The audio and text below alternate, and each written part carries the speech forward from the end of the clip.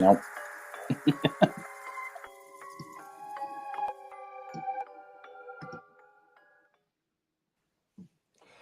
Hello everyone, and welcome to another horrific game. We're joined by our friends at Brotherhood of the Dice as we play a weekend by the sea, a chill adventure. Chill is an investigative and modern horror role-playing game which attempts to capture the feel of 20th century horror films. Usual foes are vampires, werewolves, mummies, ghosts, and ghouls.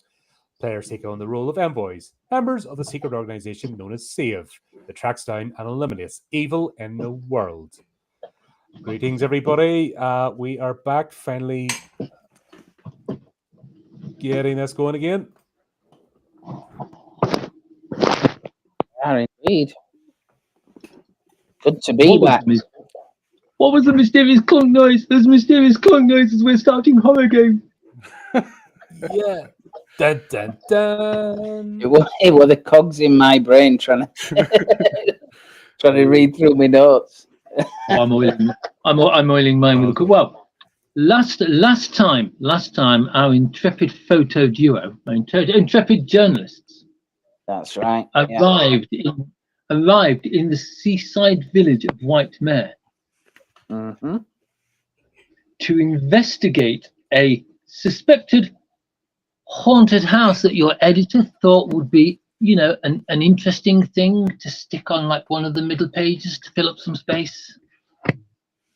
You basically threw everything in like the van. This is your company vehicle, and went belting off down the road to discover a slightly edgy gentleman living in a house that is a complete and utter mess, with, if you remember, a garage that does not exist.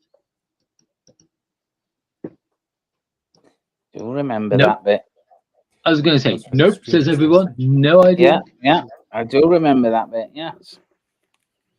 No, and you had a wander around the village, talked to some kids outside the local pub, had quite a good meal, and then were deciding what you were going to do next when you received a phone call from your editor telling you that he got in touch with the local radio station and you were going to do the article together with them, and they were going to send their local celebrity mystic over to help you investigate the haunted house.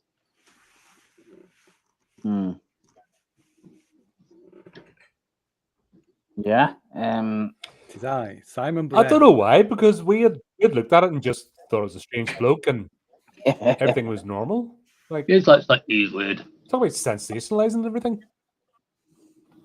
Not sure it were entirely normal. I think we had some God, he's couple of experiences, didn't we?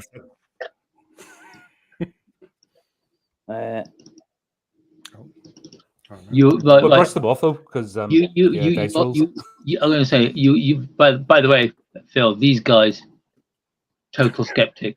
Yeah. Don't believe a single thing. I'm not sure that I do. I might claim to, but I'm not sure if I do actually.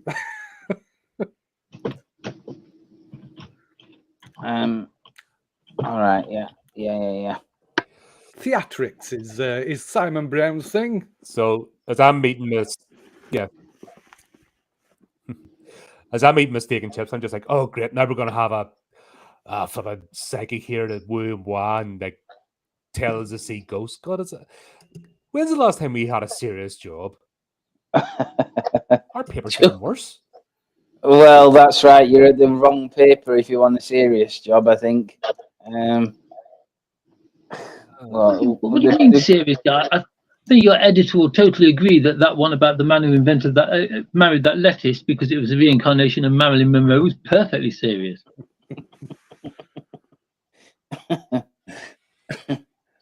Well, look, the quicker we get through this, the sooner we can go, I think. That house was a little bit creepy, I thought. I'm not saying it's haunted. I'm just saying I thought it were a bit creepy. That's all. But I mean, you know. Yeah. Maybe the mystic will... have you ever listened to the radio show? I don't bother with the radio. Dice Oh, like MP3 well, player in no, the car, no. like Yeah, You're listening just to their in the show? car. Should we Just should in we the tune in car. now? When are they on? I I sort of don't know. look up the radio station. What's the radio station's name?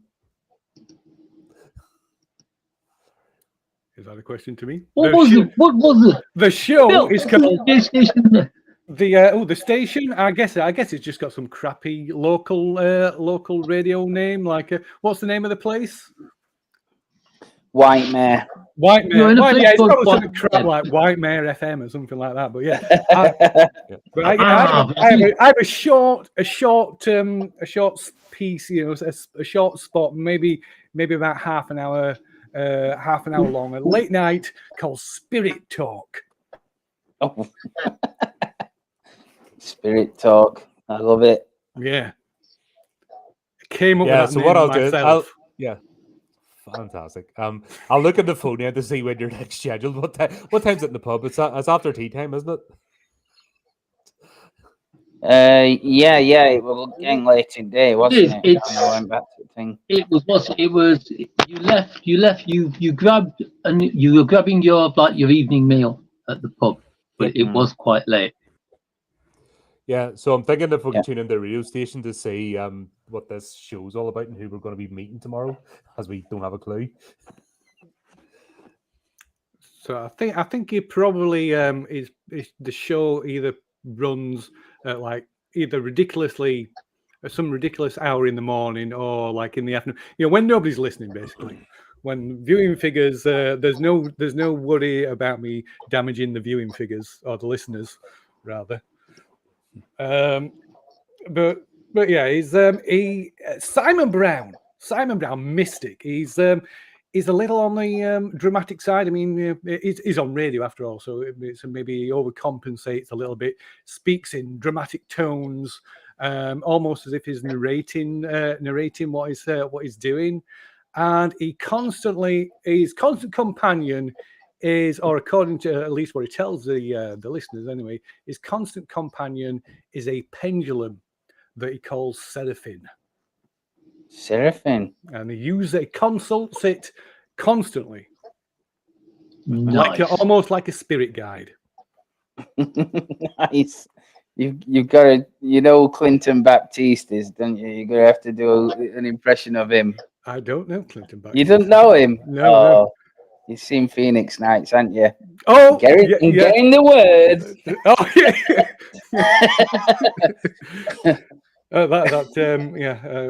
God, it's been in the age since I've seen that.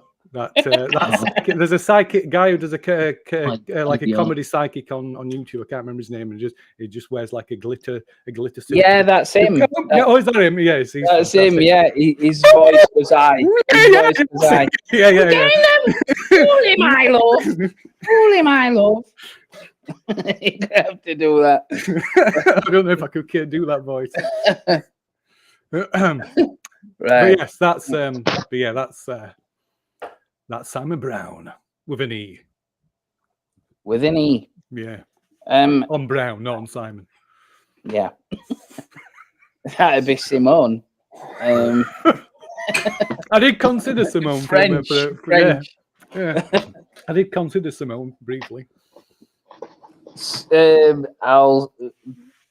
Ben, do you think that shop owner will come in here tonight as well? Because we found out last time that he was the young lad that used to take shopping up to Mr. Potterton over at that weird house when he were a boy. And he's taken over the village shop. Maybe he's got an angle. Suppose there's a chance. Like, that's why we're here, and the sort of the only focal point of the town to try and see where he's coming in. I mean, if he doesn't come in, and there's no problem, we can go and meet him tomorrow, can't we? Just wondered if he was coming in. Might be worth asking somebody. I don't know. It would be handy to get him in tonight and just get over and done with. Then we can skedaddle once we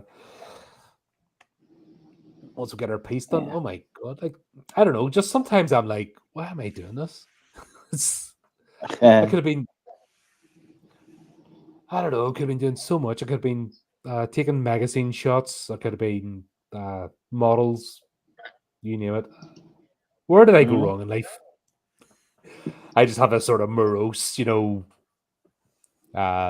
thought process now about my whole job and career and why.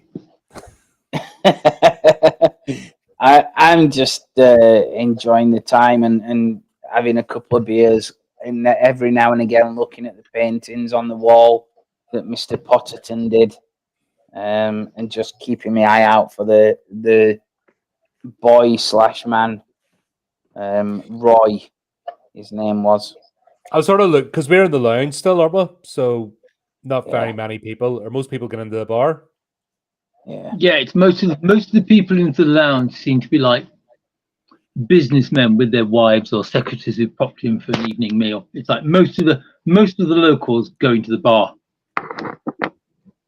Hang out in the bar then. That's I'll what I say. was thinking. Same with finish their food and that, and with Yeah.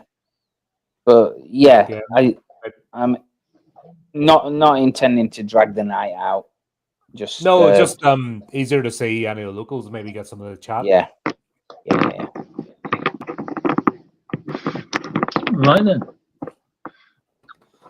So you move into the bar. Right, the bar is the complete opposite of the lounge. Whereas the lounge is like quite quiet, like hushed conversation. It's a bit like walking into the bar is a bit like walking into a football crowd. It's like Okay. there's loads of people talking. Some are talking out to be heard over the others. It's kind of like there's a pool table with a couple of lads playing pool. There's people playing dart. There's a group of old people sat in the corners knocking dominoes. About that, a few years ago, it's the kind of place where you wouldn't be able to see people through the fog of cigarette smoke. But being modern, of course, none of that is there. But you can almost smell it. The sort of centuries But of the barman, the centuries of God knows what clinging to the ceiling. The lights shine an amber colour just for the sheer amount of tar that's in the light bulbs. Yeah. I know this place. The jukebox in the corner is playing something that is totally copyright free. Yeah. If I put any music in the scene, Yeah, the barman and the barmaid are quite busy. Food isn't served on this side of the pub, but there are of course, bar snacks, crisps, nuts, pork scratchings. Yeah, well, we'll finish our meal. That's what I said. That's why we're looking up the radio station. Yeah. For a better vantage point, basically, just take our pints in with us and get the lay of the land, what the locals are like, and yeah. Like I say, I'm not trying to drag the night out. I'm just no, yeah, never just mind. Just like I said, observing. just in case anybody pops in or Yeah. any gossip or And if that doesn't happen, just knock in the head. Yeah, knock it on the head. Wait, well, morning. So we'll get back There there. are a couple of faces you recognise there. There are a couple of faces you recognise there. Joan, the pub lady you talked to and got the rooms off, is stand helping behind the bar. Roy, the shopkeeper, Mr. Harris, is sitting with a few other people, waving his arms about as he regales some tall tale or other, occasionally taking a sup out of his pint. Warm laughter flows across the room. Above the fireplace, which is blocked off, and surrounded by several urns containing dried flowers, is another picture of this mysterious hatted woman. Oh, okay. But in this portrait, she's like glancing over her shoulder back towards you. Do her features resemble anything that we might recognize? Any bun?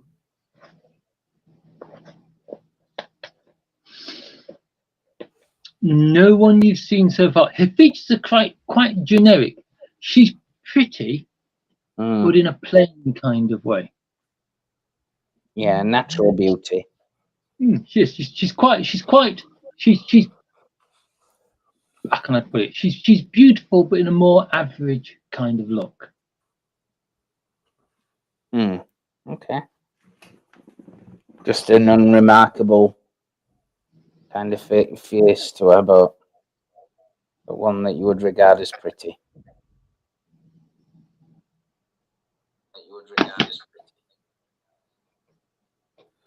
That is fair enough.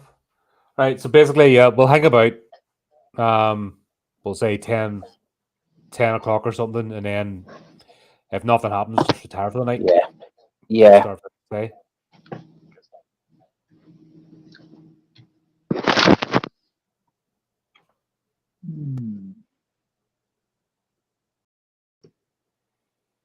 This is where we'll have to start rolling dice because we're going to get thrown about the room by a poltergeist. That's right. Yeah, you're going to have some weird dreams now, yeah. I just want to check. Simon Brown isn't actually there at the moment, is he? I just didn't. No, that's what I said. But we looked up. I was trying to. That's fine. I just don't want. I was trying to encourage you to role play your radio show. Yeah. I did get that. Yes. Did you pick up what I was throwing down there?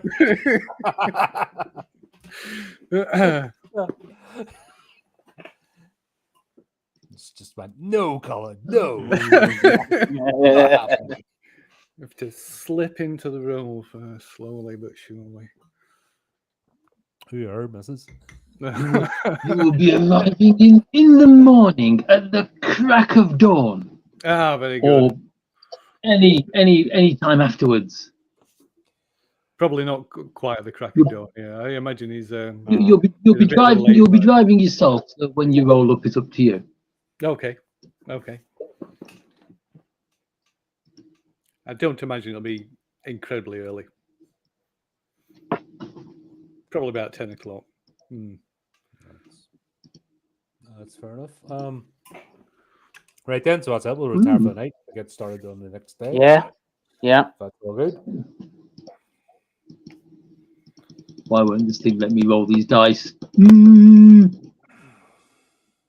might have to F5 and refresh, eh? Honestly. Oh, there you go.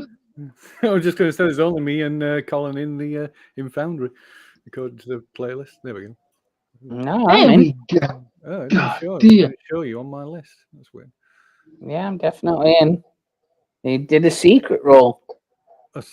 Yes, I did. Roll. I'm not telling you all of my secrets straight off the bat. Oh, that's a point. Do you want one of us to share a screen? Not that there's much to look at. No, I've got it here, ready? You can do. There's not a lot there. Yeah, I was keeping just for the rolls. Yeah, just for the rolls. That's it. Whenever you're ready, I've got it all good to go. But I will stick on. I will make all my rolls on public tonight. Apart from that one. Yeah. Let me finish. Right then, do you gentlemen wish to go upstairs and call it night? Yes, we wish to retire. My aim, or what I'm intending to do, is when I get up, hopefully early in the morning, what I want to do is try and have a look at that second painting and try and find a date on it, including like lift it up slightly and look at the back of it, just to try and get a date. I know she's painted in like 1930s attire. I just want to see if that is, consistent, that it's like a 1930s painting. Yep, no problem.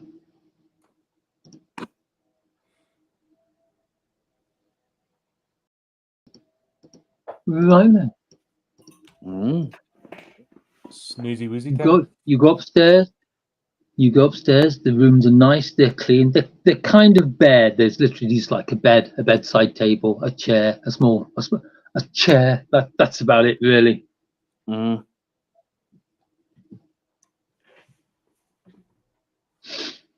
Yeah. Right then. A simple evening, not intending on doing anything major or anything like that. No, I Right, think we're just okay. regarding it as another wacky job, and yeah, we're getting a few expenses out of it, so fair enough. That's it so far. You've got a free meal. I mean, Yeah. is there anything you? Is there anything? Free meal, It's about. couple of pints.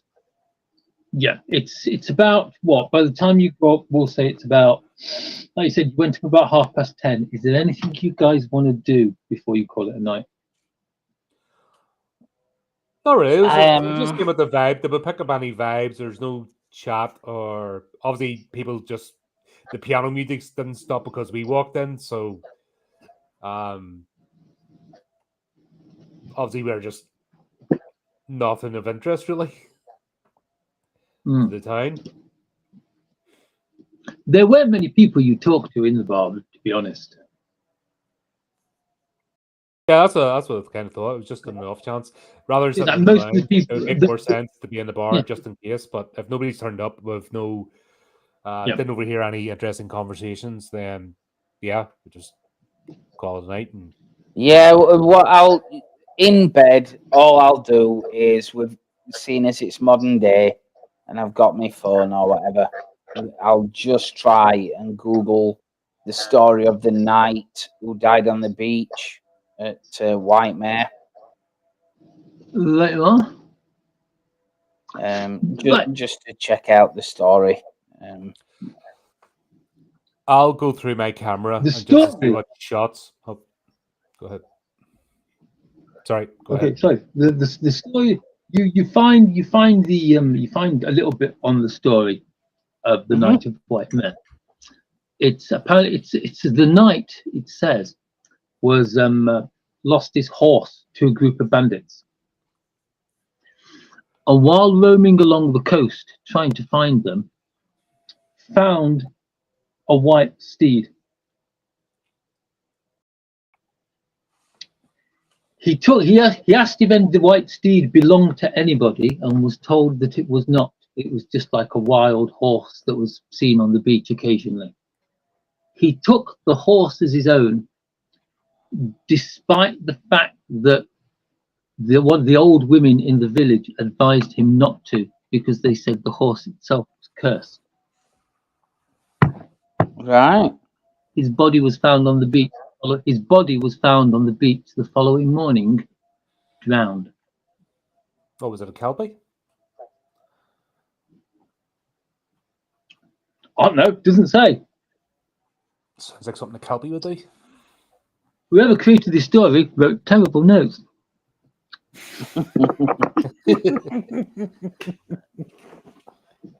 Right.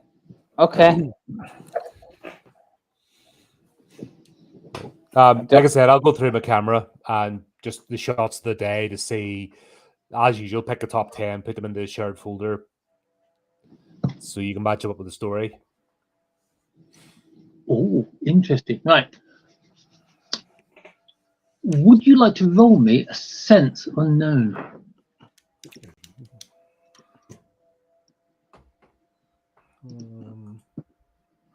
Oh, God, macros.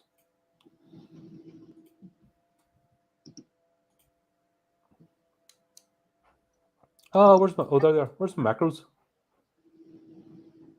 Oh, is it done it to you as well? You click on it and nothing happens. I refreshed and it sorted it. Who's the macros somewhere? Yeah. What do you want? D20? D100. D100, right.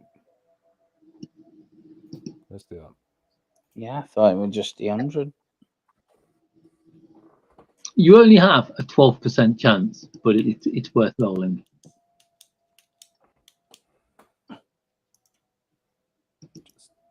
That would be a no.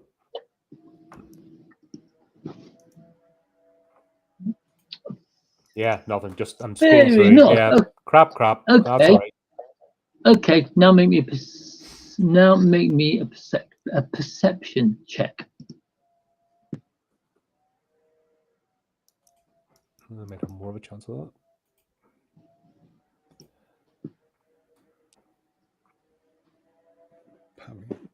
Are you No, sure I about perceive it? nothing. I There's some. perceive nothing. You've taken some really nice shots. It's like you took a picture of like you've taken a few pictures of like the garage that had apparently been knocked down by the builders who came in. You've taken some shots of like various locations on the ground floor of the house. There's a couple of really nice pictures of Mr. Croft, Richard. There's some really nice pictures of him standing there. It's like he's just kind of like standing there, slightly slumped over, his wearing like his wrinkled suit, which is like food stained. He's got really good shadows under his eyes. It's like every single part of him screams victim. Mm. So I'll do a Like couple of those ones. Are there any that Yeah. says charlatan, hoaxer? Not really. Okay, so It's kind of like if the guy looking at the pictures you've taken, like the things like the food, like of the food, like the forks embedded in the ceiling, that kind of thing, like the state of the walls and the carpet. This guy's really gone to town on his house if he is a charlatan. no, but it just obviously I like to offer both angles of the story because I don't know what way we're going with the article. So I'll do the usual. I'll pick my 10 and bung them into the folder. Right, you are. Obviously, I'm not going too deep because I've had about 4 pints and want to get this job done because I'm not paid enough for this shit. I know, right? Ghosts. Who believes in ghosts? Right, Lee. Can you roll me a D100, please? For no particular reason. Oh, I don't like that. Oh, maybe I do like that. Ooh, okay, right, fair enough. Try to Thank you very avoid much for that. a 1 or 100 because Yeah. I think that's where it lies. I should just rub my hand together near the mic so that people can hear me go. No, I don't like it. Yeah. Right then, is there anything else you gentlemen want to do before you go to bed?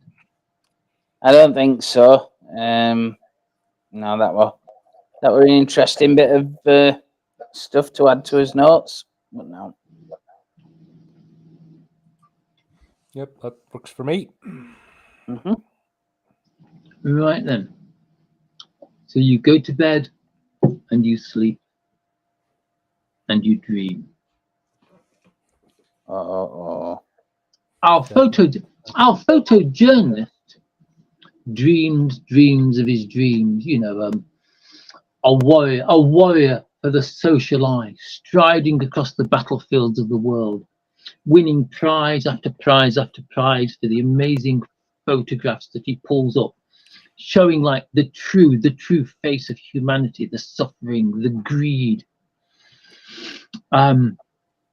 The journalist himself goes to sleep and he dreams of the sea.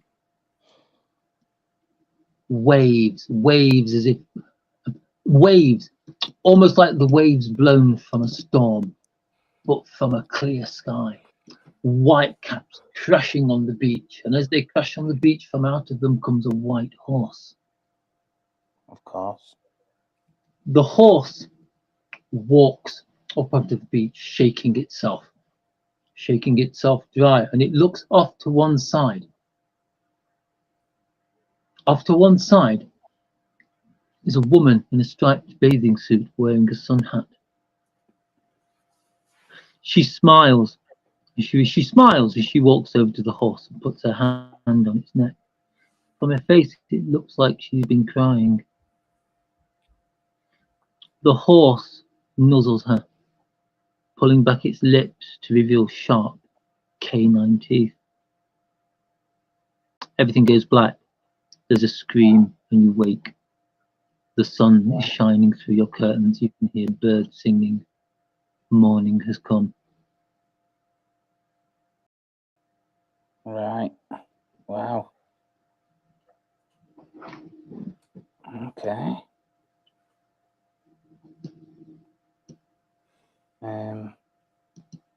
try and shake off that bad dream. I'm going to write a note of it as well, for no particular reason other than to remember what the dream was, so I can tell Ben later on it's completely just a bad dream.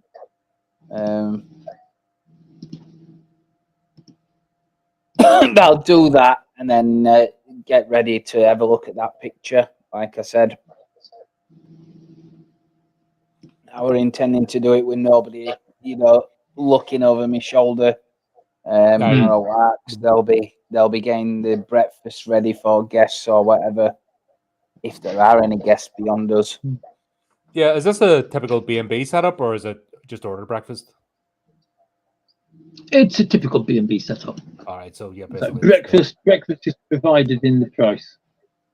No, what I mean is, normally they just set up the breakfast in a room, so you just turn up.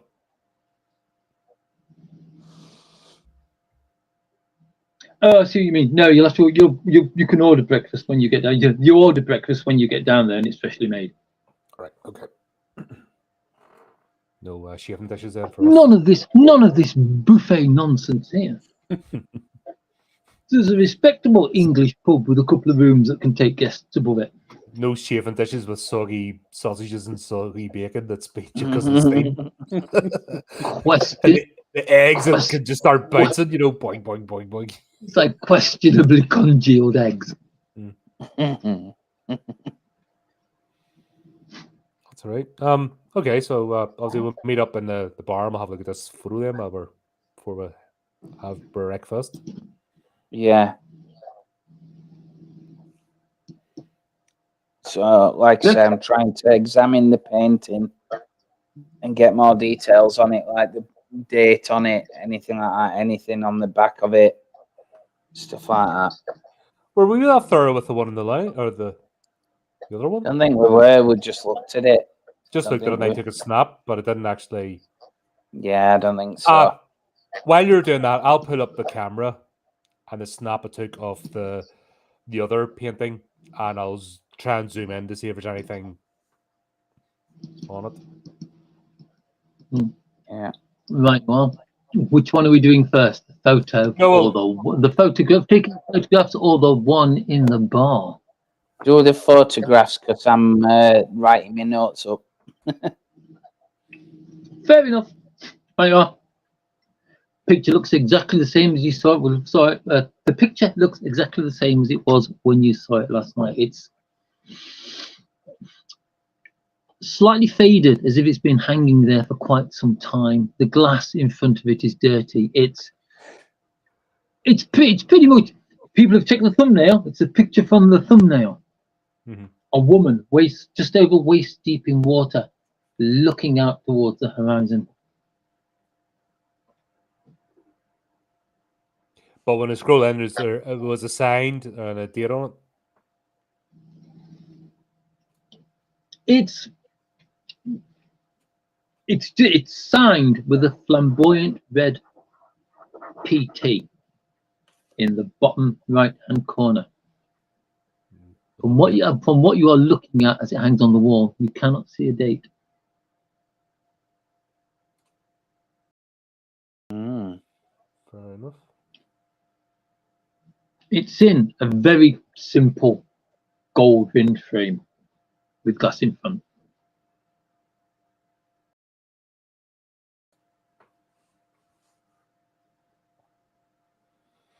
All right, I guess we'll look at the real life photo then that's in front of us.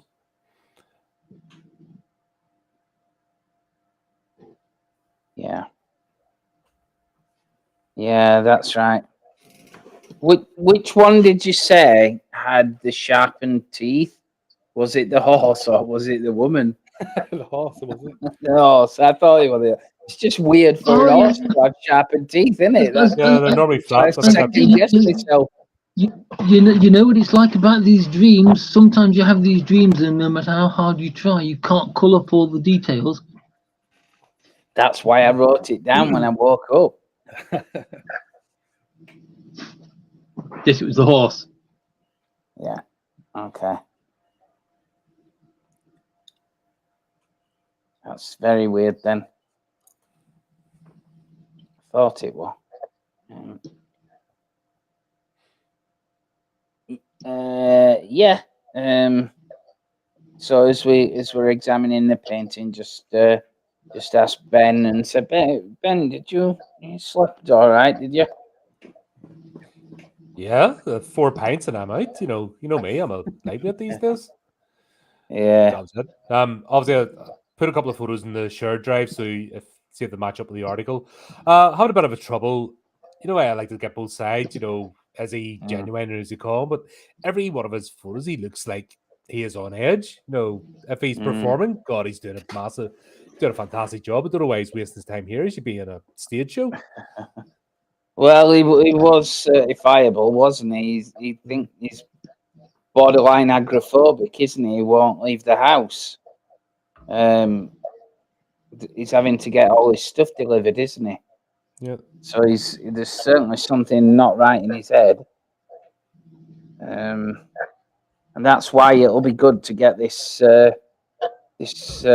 psychic in. Well, I think if we talk to him on his level, because I think we were a bit too obvious that we just didn't buy it, and Yeah, maybe they'll shake a few things loose.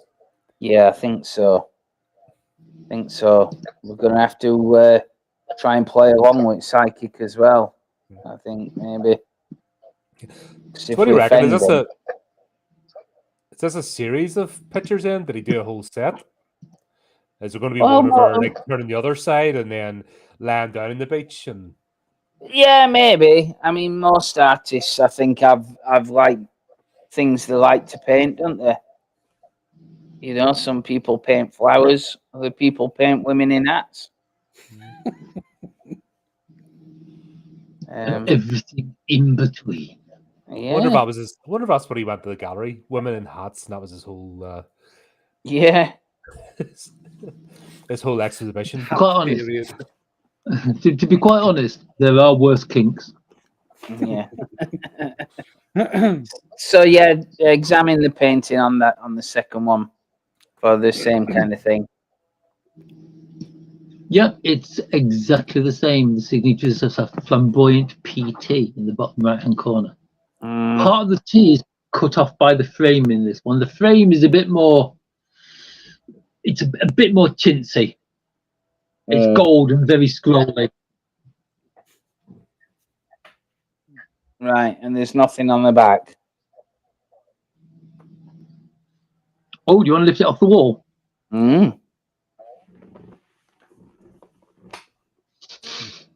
I do. On the back of the wall, stuck on the back of the back of the frame. Of course, the canvas sits on the frame. On the back of the frame is a faded, partially peeled sticker. Oh, I knew it.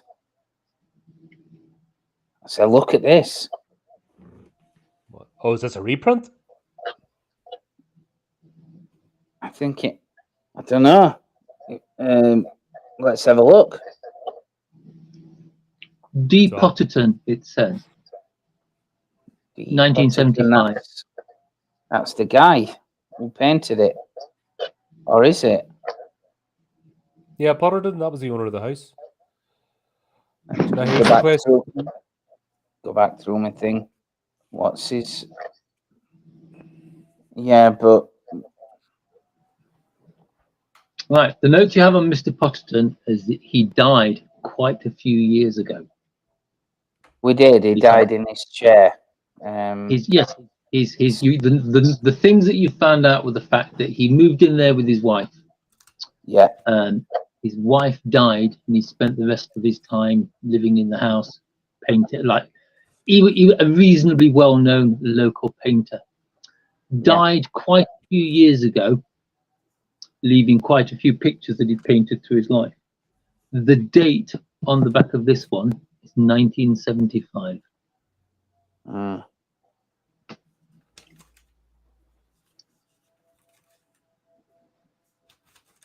Okay.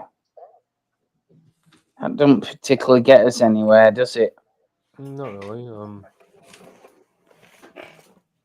Okay. But that just reminds me when we get back up to the house again, we'll flip the other painting over and see Yeah. what the sort of time scale is, because I don't know if they're like 100 years apart or something still like that, or 20 years apart, or if there's a whole series. Who knows? Yeah. I don't know. I there's- really don't know. I don't know what to make of this. Like, the guy's got problems. He's Yeah. like got this going. I don't even know this story. Has he heard it and maybe used it?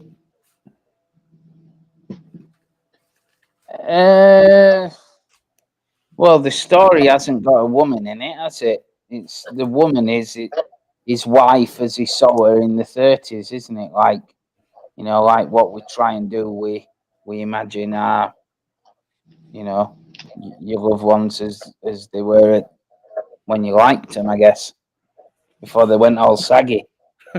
And that, after she died, he's probably been painting her as she used to look. That would make sense. Yeah. Yeah. It'll be good background anyway. Don't know if Potterton's a real story here. Well, he's we can make it out like he's the ghost, can't we? If we need to. Yeah, that would It's work. all wouldn't it? good, good stuff for that. He never met his wife in the afterlife, and he's continually searching for her. And unfortunately, Yeah. God, if only this guy was a girl, this would have worked out perfectly. Like, or the ghost could be the wife, and Potterton passed on. I start jotting down, Potterton passed on, and he never met his wife, and his wife has come back, wondering where he's went and why he didn't meet her in the afterlife. I look kind of uneasy. So yeah, what if she's hanging about with that white horse as well? That legend. I looked at it on Google last night. All right, and it supposedly runs up and down the beach looking for its owner at night, and it was a cursed horse. Supposedly, what if she rides that or something? yeah, and that's why she can't meet him in the afterlife, and then unfortunately our friends just got stuck in the middle of this. Then, yeah, we can do that.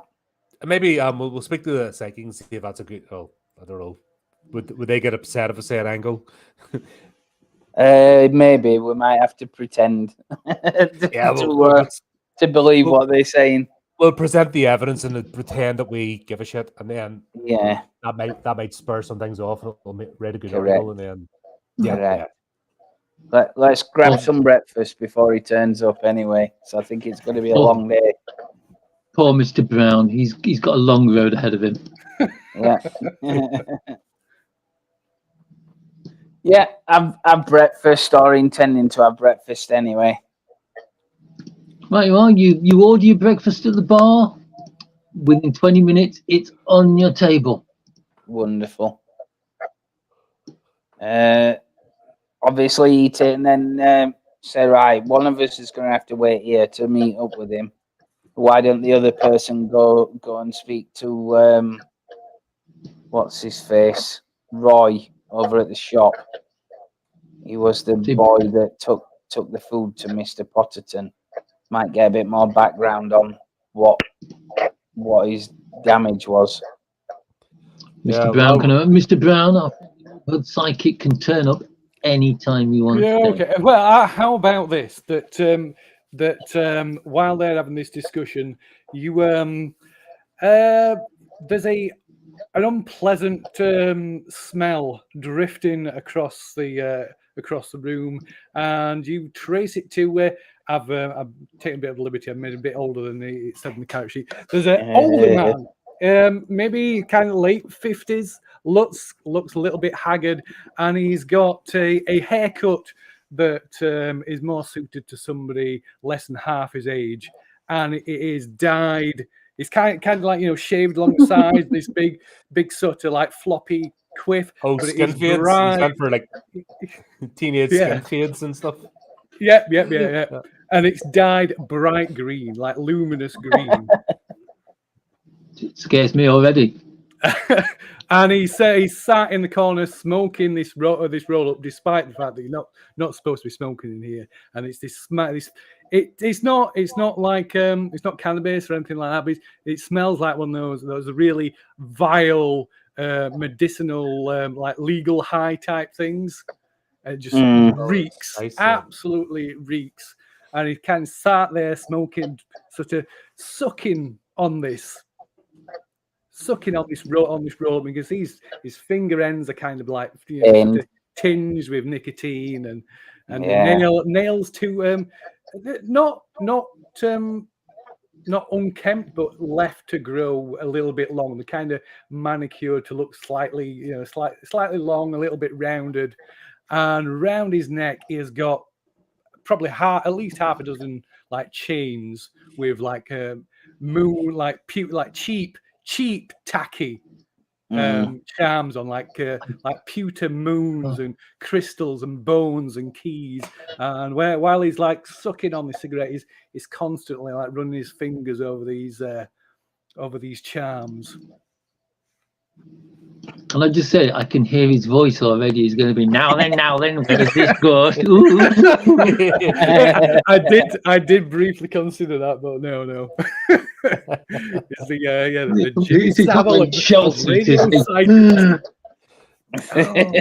There's this revenge for Helter Skelter. The type of character who's made the radio. He does wear a shell suit though. He does wear a shell suit. Rolls in this? It's kind of like this is the age of the trade. Adidas style shell suit, but it's not. It's kind of like a cheap knockoff, and the kind of thing that if you put a match anywhere near it, it'd go up in flames. Oh, I'm making those. Kind of creates a like a wall of aura of static around him when he walks. Yeah. Walks past an old style cathode ray tube television. That's kind of detail you only know if you lived through that. If you wore them stuff. If you don't know that unless you've been there. And he kind of you notice as he notices that you notice him, he gets up and he walks over again like this roll up is clearly like damp and soaked from him, like it's like slathering all over. He's like really struggling to. And he goes, "Are you the gentleman that I'm supposed to from the paper?" I look directly at Ben. I slowly turn my head. Yes, yeah. Let me guess. You must be the psychic. Kind of flourish. It kind of does a dramatic flourish. Yes, I am Simon Brown, mystic. Simon Brown. Do you do what shows and stuff like that? I don't think I've had the pleasure.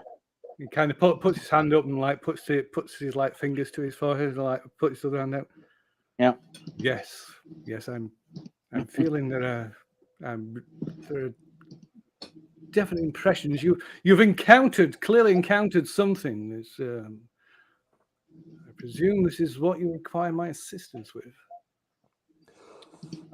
Yes, Mr. Brown. Obviously, we're just journalists. We're just here to get the basics of stories. We're not experts. And no, Seraphim, it's fine. We will discuss this later. I'm sorry. Sorry. Continue. Maybe invite you to breakfast. The paper's pen. So. Oh no! I'm fasting in anticipation of any seance that we may have to partake in. I look at Ben again. Right, yes. Well, I guess you need to know a little bit about what we're dealing with then, yes? Yes. One moment, some voices are speaking to me from somewhere. I need to trace them down to where they're coming from. Okay. They are. I can hear them. Welcome to my It's world. Alexa has come alive with unbidden. Alexa, shut up! Stop! Everybody's Alexas start. Across the world. Imagine that spirit is- Yeah. That was Everybody weird. Alexa. watches this now. Alexa, obviously his spirit animal. Yes. Started when I said Seraphim. What I called it? Yeah, yeah. My pendulum. Yeah. What was it called? Okay, name did I give it? Yeah, you did say that. Yeah, Seraphim, Seraphim. Yes. Yeah, started when which is a type of angel. it is. Although he spelt it completely wrong. Yeah. He spelt it Seraphine, Ah. but he says it. Unlike yeah. Alexa, who at times is a flipping nuisance. Yes. So I guess you need to know a little bit about what we're dealing with. Yeah. No. All right. One moment. And he and kind of he closes his eyes and extends his hands towards you and kind of like kind of get it like moving his hands I cut around into a my bit. sausage and dip it into the egg and just look at my compadre going, as if You hear the grating noise of eyes rolling. Yeah.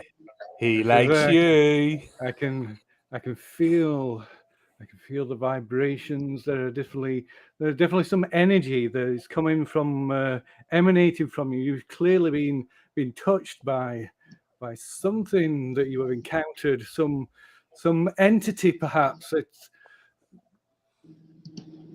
But perhaps before I make any judgments, perhaps it would be favourable if you could tell me what you know. Right. Of course. This is where we see how good the notes they are were taken. I promise to collect this right now. Yeah.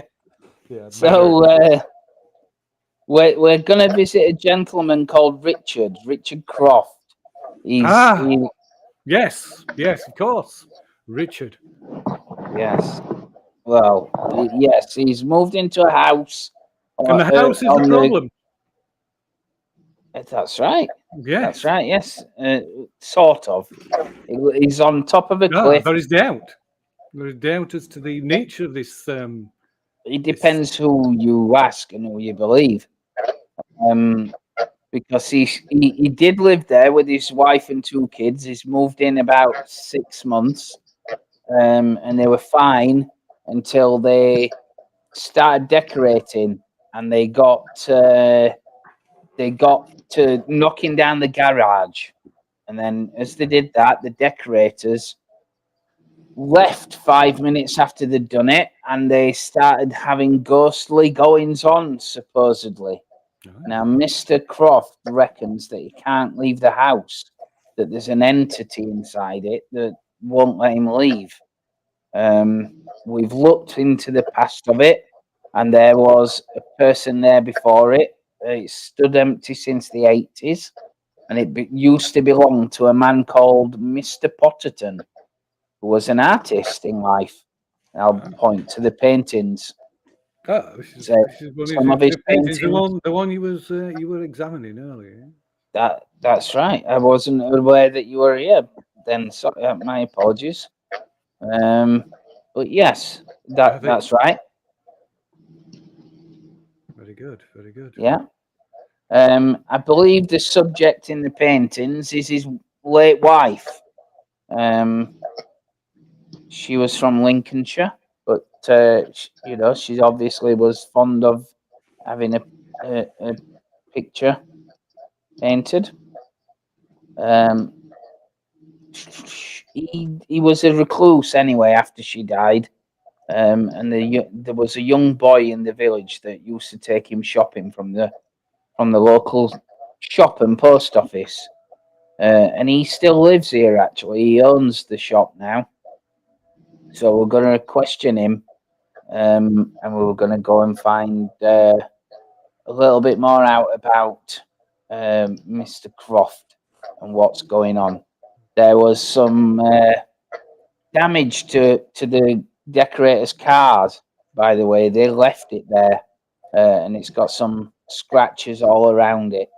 The police haven't done very much about it, as you can imagine. Restless spirits, angry at their place of rest being disturbed, perhaps. Yes, well, yes. Among the supposed phenomena, there is Voices.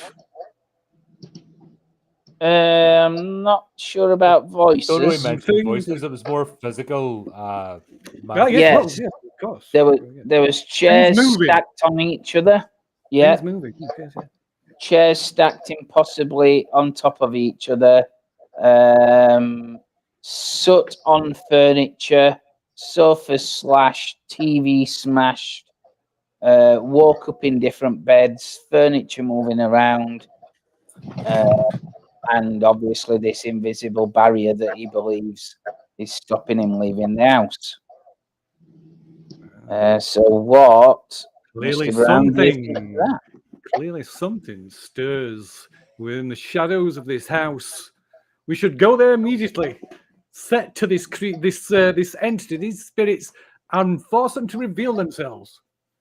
You want Well, to go to the house right now? Well, before we do, we're going to pick up Richard up some shopping because we promised him when we left yesterday that We did actually, yes.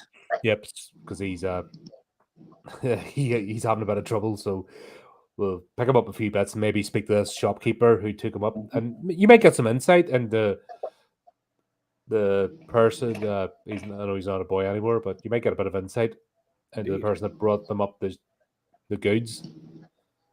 Did they notice anything? Shouldn't take us too long. 10 minutes at most, and then we'll all drive up there. Yep. Sounds good to me. So was I was I present? Maybe overheard any of this discussion about the horse and this legend, local legend of folklore about the horse and everything? Or as long as you weren't present during the bit we said that we're trying to feed you a story. Or else that ruins the whole. I think I probably didn't. Yeah, probably weren't oblivious to that.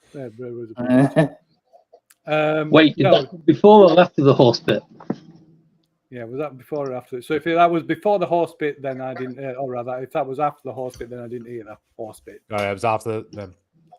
It was after the horse. Yeah, because it was after the Okay. horse. Because then we thought we could the wife. Okay. It could be the wife haunting the house, and then that would make a nice narrative. Fair enough. One's searching for the other. You know, that sort of love struck across the cosmos. Yeah. Okay, but yeah, so I'm currently oblivious to all the stuff about the horse. Yeah. Okay, fair enough. Yes, we should. Yes. So, if you're keen to get on with it and you've eaten or whatever, then let's get to it. As I say, I'm fasting in anticipation of the actions that must be taken. I find it opens my mind to contact these entities more and become more receptive. All right, it's a proven thing then, is it? It's proven to work, that kind of stuff, does it? In my personal experience, yes. Okay. Well, Take a drink of my tea to hide my smile. Some would say that it is just delirium from lack of food and sustenance, but what do they know, eh? Exactly. Skeptics. Imagine as he says this, the smell of bacon just from your plate, his stomach gurgles.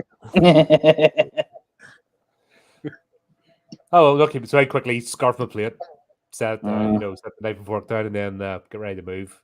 Yeah. Okay. I'll kind of linger in my seat a little bit more, sucking on the last soggy end of my medicinal roll up. And as they get up to, I'll wait until they get up to leave, and as they get up, I'll stand up after them now. Maybe slyly run the full length of one of my fingers across through the grease on the plate now. Oh, dirty bugger. Oh, God. That's a different type of horror Ooh, with is the it? getting ghosts. Yeah, that is horrifying. He's like the worst granddad ever. Oh. Yeah. Yeah, I'll follow him out the door. Mm.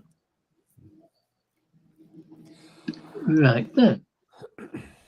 We're off to see the grocer, the wonderful grocer called Roy. We are?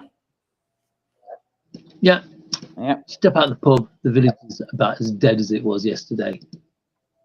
There's no sign of anyone on the streets. The shop that just sits across the way is indeed open. It does indeed have its open sign out, and seems to be in the middle of taking a delivery of something Awesome. out the back of a small white panel van.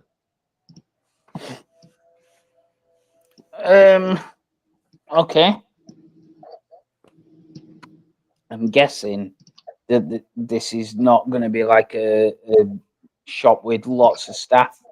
So try and help them get the delivery, and say, and whoever's taking the delivery, say, "Are you Roy?"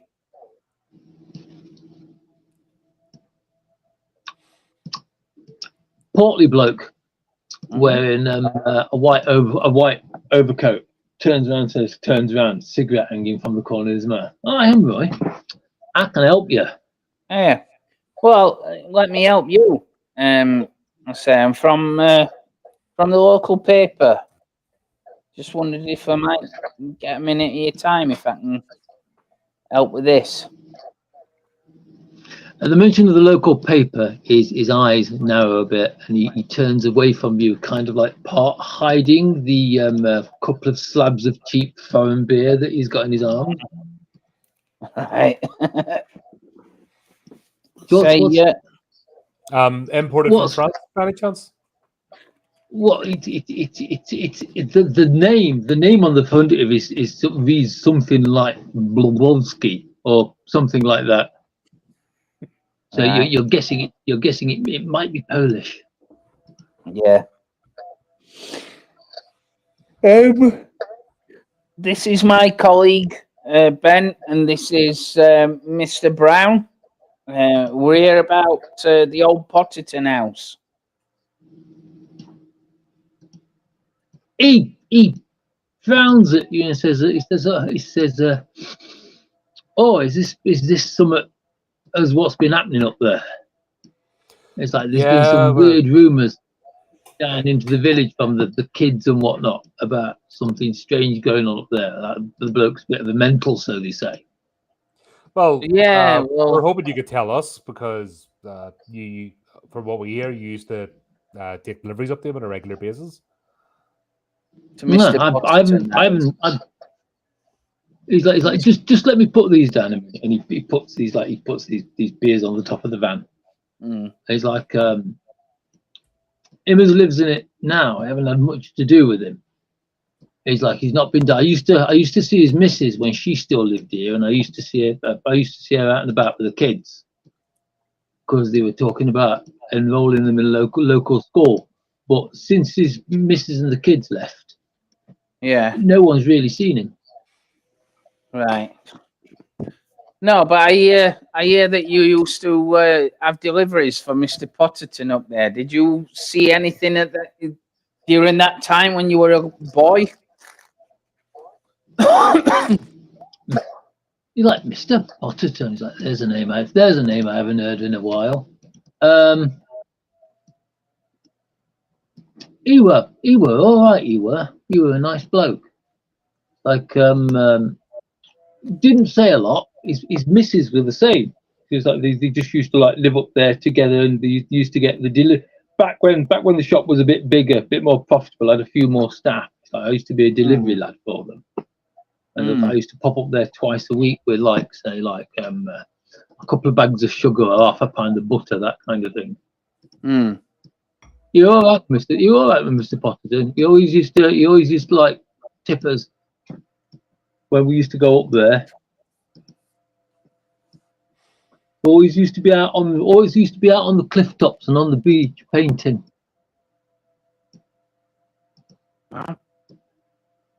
Kind of fell off it a bit when he kind of fell out of it a bit when his missus died. His missus died during the night, so they say, and he woke up next to her, and it did something funny to him. He was never quite the same after that. Spent most of his time in the house. Very rarely came out. Still used to have stuff delivered, but we just used to we didn't leave it on the doorstep. It's like he used to open the front door, and we used to have to put the stuff just inside it, and then he'd carry it the rest of the way himself. Oh, that's All right. interesting. But he did leave the house though. I think he came down to settle his bills and everything else. He maybe not as frequent, but Not that I saw him. No, I think people used to go up there and do it for him. I mean, local, like he says. You remember back in the day when your local co-op bloke used to come around and pick up your divvy every week? Yeah. It's like he used to settle his bills like that. My mum used to make us tell him that she weren't in. Your mum as well. Here comes the tech man. All against shit. Because it's like looking at Mr. Harris. Mr. Harris is like you'd say he's in his mid to late 60s. And it's like he's like that way. It's like just things were done like back in 70s and early 80s. All right. No, I was just wondering in case he had the same affliction as Richard here, not being able to actually physically leave his house. I don't know. We're just trying to make sense. We're just trying to make sense of this. You know what I mean? It's a bit perplexing, and obviously we've been asked to come down and try and make a story out of it, or tell the story, and it's just I don't know. It's not your normal possession or poltergeist story. Being actually trapped inside the house is a new one. It's like I don't know. It's like after Mr. Potterton's wife died, it's like he didn't come out the house much. But like I say, people were willing to go up there and do things for him. Did he stop? You said he used to go on the beach and paint. Did he cease these activities as well after his? He did. You always used to see him. It's like whenever I was taking dogs for a walk on the beach, he was always down there. He was always down there painting something. And it's like, but yeah. It's like after his wife died, it's like literally he just stopped going out. Weird, isn't it? Nobody noticed anything strange about his behavior other than his reclusiveness. He shrugs his shoulders. He's like, people deal with grief in different ways. Yeah, very true. Well, fair enough. Who found Mr. Potterton when he died? Do you know? He stops and he thinks.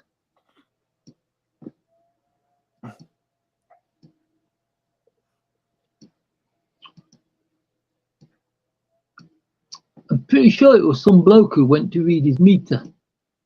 Right. At least that's what I remember. He went up there and he found him sitting in his front room, like in his armchair, in front of the telly. Yeah. The garage on the house. Is that part of the original house, or was that something that was added to it? Do you know?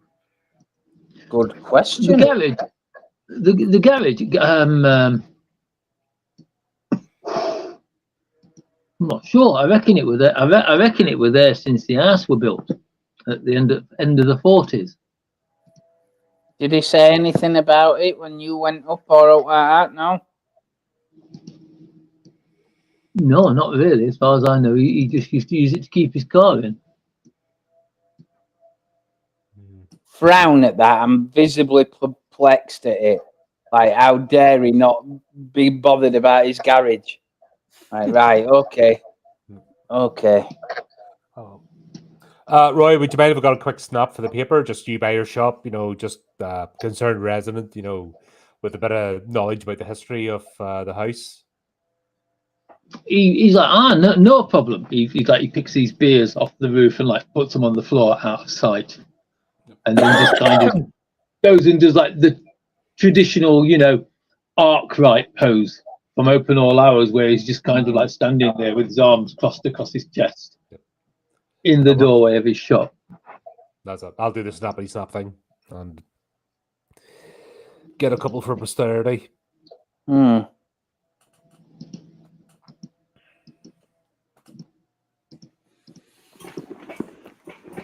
Can I ask something about the character sheet? It says on my character sheet, my edges and drawback. It says won't harm. Is Mr. Brownie like pacifist or totally complete pacifist? Does that extend to every form of life?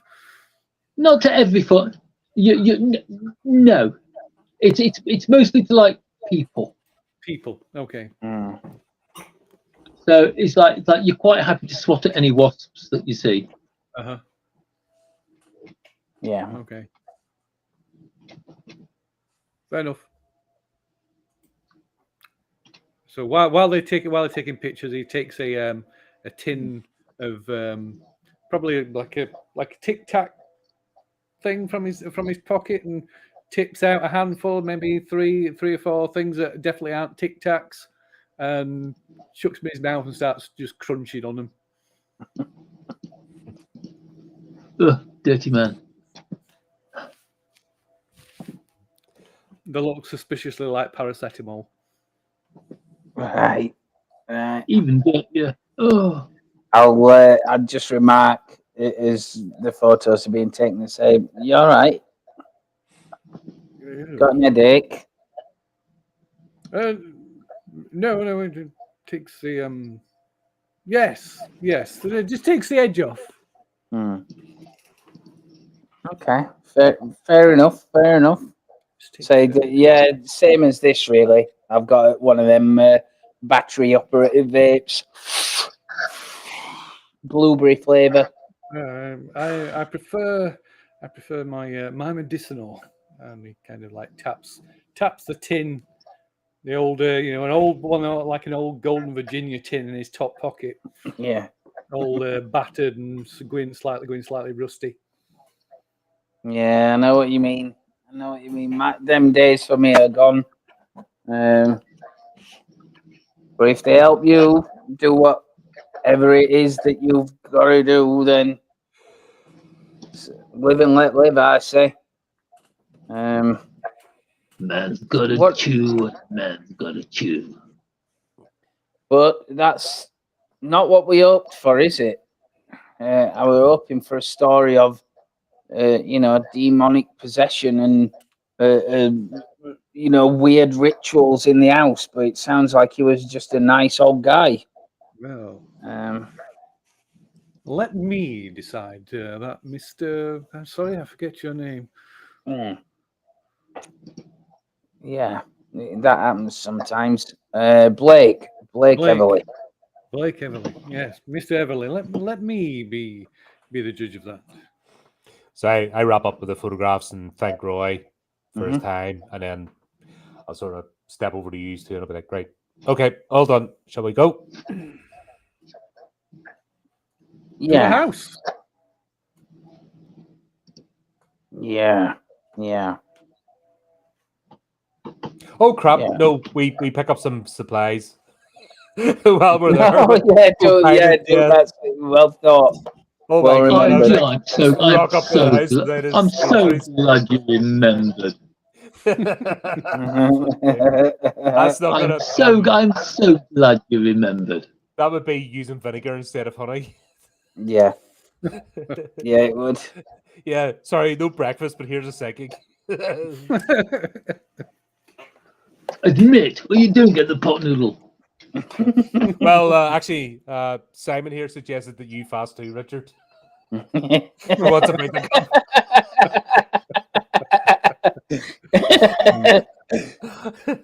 Wow. Wow. That would be funny.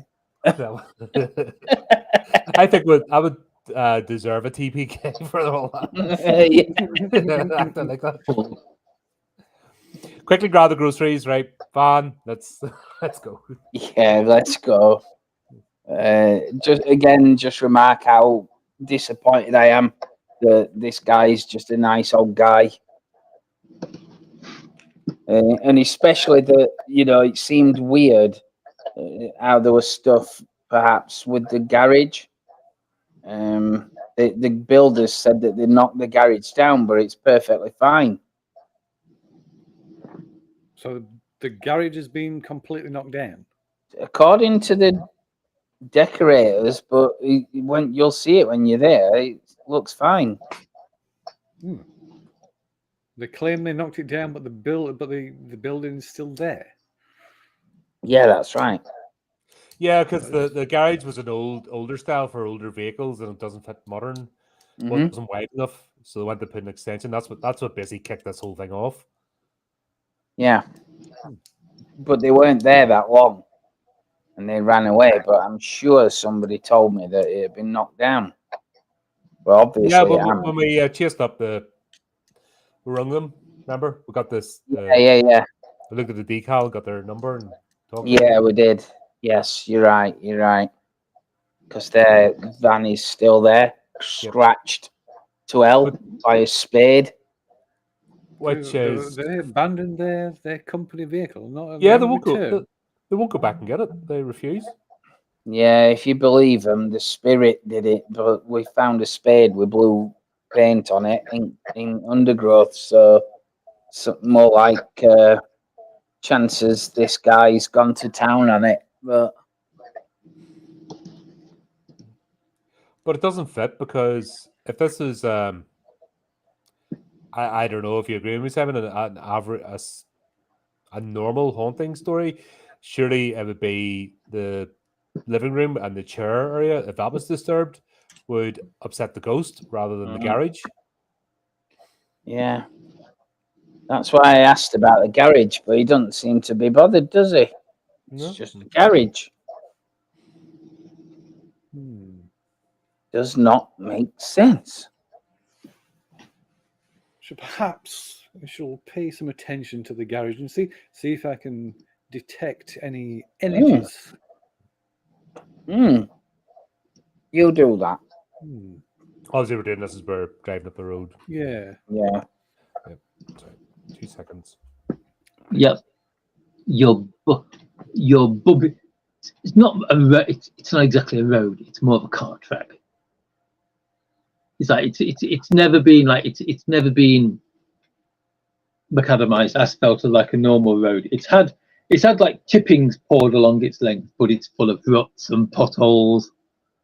You have to drive very, very carefully because there's a ditch at one side of it, and if you go too far off to one side, you're totally going to roll into it. Gorse and brambles like are going across the road, so it's almost like it's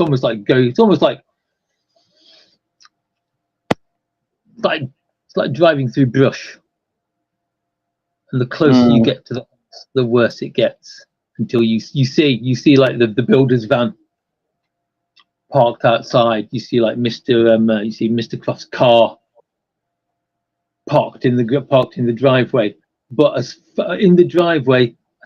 far away from the house as it can be, without being on the road. What his car? The house looks exactly. Yes. The new guy's car. Like both the van and Mr. Croft's car are absolutely battered, covered in scratches, covered in dents. Both of them. look like most of the wheels are flat, where they've either been stabbed with something or slashed. Windows broken. The house looks exactly the same as it did last time. All the curtains are shut. When we pull up, then I'll take a moment to take pictures of the car and the van from all angles. Is the spade or whatever it was that was used, is that still lying nearby, or? It's exactly where they described it would be, and you can see like paint from the vehicles, like chips of paint from the vehicles are stuck to the blade. Okay. So once I've finished taking these pictures, and just quick some quick snaps, nothing major. I'll look across and take a sort of passing interest in the camera setup you're using. Anything noticeable? No, it's just my smartphone. There's nothing special at all. No. It's just like clicking off a few pictures off it on his phone. Maybe like pops a few more paracetamols and crunching, like starts chomping on them. But yeah, then really dirty habit. I'm just saying, I'm not impressed with that. You put it on the count sheet. I just decided what it was. Right. All I wrote on there was addiction and medicinal tobacco and addiction were meant to kind of like give you a hint. Yeah, well, I thought that, but I thought, well, that's a bit too obvious, so I'll go with. Just rolls up. Some rolls up. Sticks a couple of paracetamols in it as he's rolling it up. Yeah, crunching it up. Yeah, smokes that as well. Yeah, just addicted to paracetamol. Oh, my sinuses. Yeah, lots of nosebleeds. Yeah, so cheap tonight as we get you a round of lamps, son. Mm-hmm. Don't use water, just like Oh dear. I felt inhales. Inhales. Sounds painful. Yeah, that's like B4 damage. Your nostrils. It's like just the thought of what would happen. What could happen if you sniff the lem stuff is just making my eyes water. Oh, citric acid crystals! They really get in there. Oh my god, that's the worst thing I've heard tonight. It's like, oh wait, the painkillers are kicking in. But my sinuses have never been so clear. Blood's coming out of his ears. God. And then he smokes the cheap, nasty, legal high stuff. God, yeah. That's the biggest horror. Forget haunted houses. Oh. But yeah, so he's going to take these pictures, chomp a few paracetamols while he's doing it, and then when he spots the shovel, he's gonna go and kneel down at the side of the shovel, put one hand on the handle, close his eyes, and then take out his crystal pendulum and start speaking to it. It's just calling out, Seraphim, can you sense anything?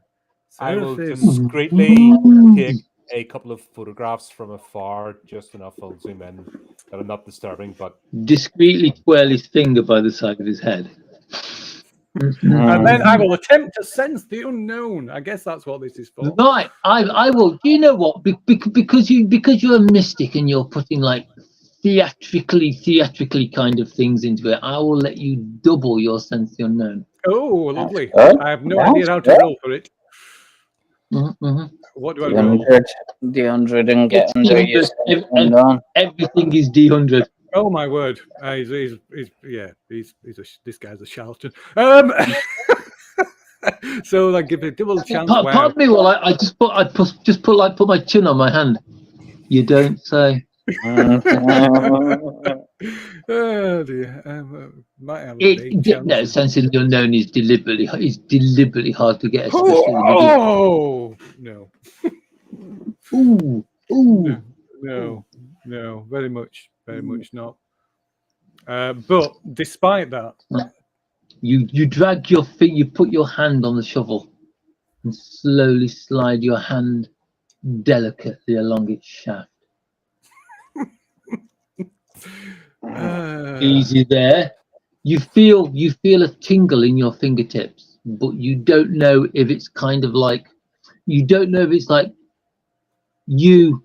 sensing some otherworldly presence or carpal tunnel. Mm. And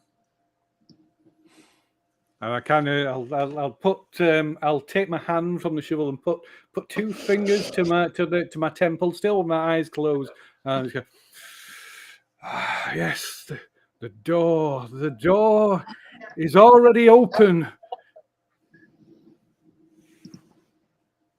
And then I'll kind of just like open my eyes and stand up as if nothing, as if none of that happened. The nice thing about doing open rolls is I can do this and not actually have to tell you why I've rolled those dice. Very true. Very true. What door, Simon? The spirits have opened. The doors have been opened in this place to the shadow realm. Something stirs. The veil here is restless. As you say this, a name flashes across your mind. Gozer, the Gozerian. And I shall shout it out dramatically, really, really loud. Gozer!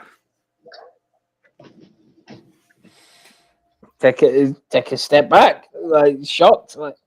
And then act as if I don't know the word I've said. Yeah. I just turn my head away and just try not to burst out laughing. I need chocolate.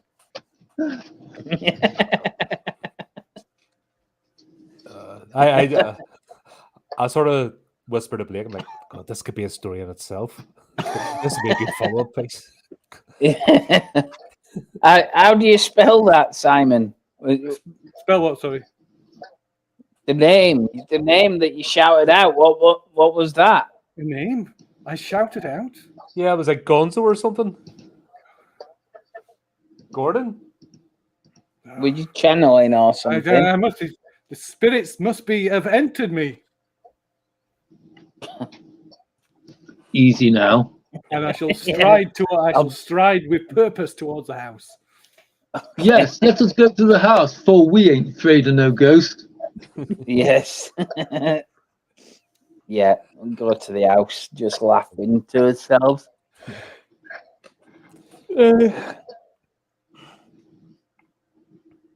I'll grab a shopping from the back of the truck. Give me a chance to compose himself.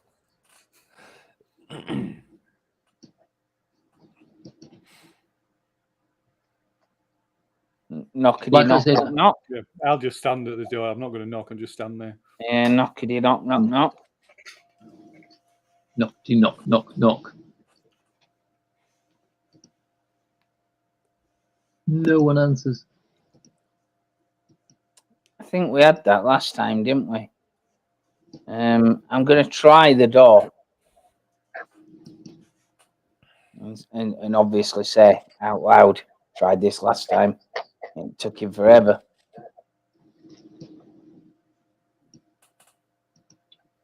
The door is unlocked and swings inwards.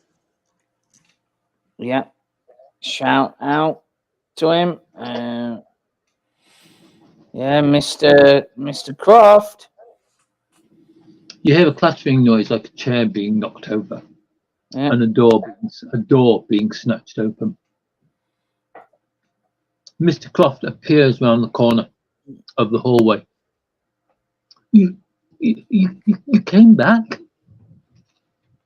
We Yes, did. of We course. I'm sorry. Go I for just it. said, yes, of course. Yes, of course we did. We said we would. I didn't expect you to come back.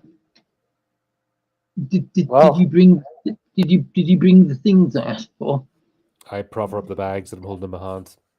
Mhm. Wordlessly, just Even better than that. I'll just push past and stride forward and hold on my hand. Well, Simon Brown, at your service, sir. yes, Simon, this is Mr. Croft, Richard. Mr. Croft, of course. Mr. Croft. He looks down at the proffered hand as if you're offering him a raw fish. Eventually, he swaps the carrier bag of food into his other hand and gives you his hand and gives your hand a very weak, very timid shake. Okay, I'll grasp his hand between both of mine, sort of like kind of like tightly. I sense there is darkness, there's shadows crossing your path, Mr. I'm kind of faded off, clearly forgotten his name. Mr. Croft. Mr. Croft.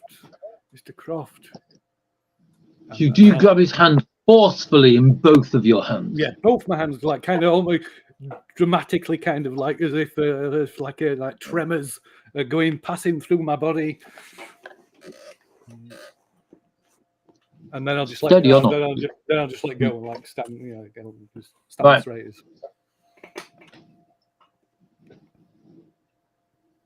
And just waiting for you to go all faith healer. Yeah. Push him in the forehead. Yeah. And then just kind of stand to the side and and then kind of just like fade into the background a bit. And not saying. Explain to Mr. Croft who Simon is and why he's here. Here to try and get to the bottom of this.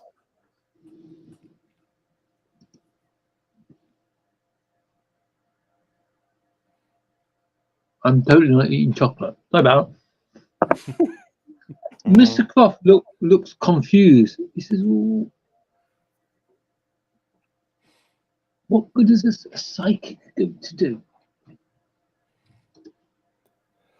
Well, if this is something terrorizing you that's not from this realm, well, we're not fully equipped to deal with it. So we thought we'd at least bring an expert,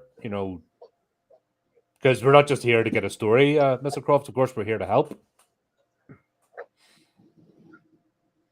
That's right.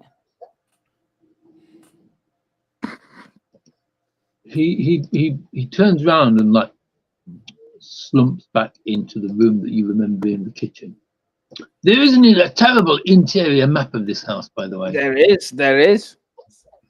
Drawn on interior, drawn by my own wobbly hand. Woohoo. Cool. Behold my hideous art sense.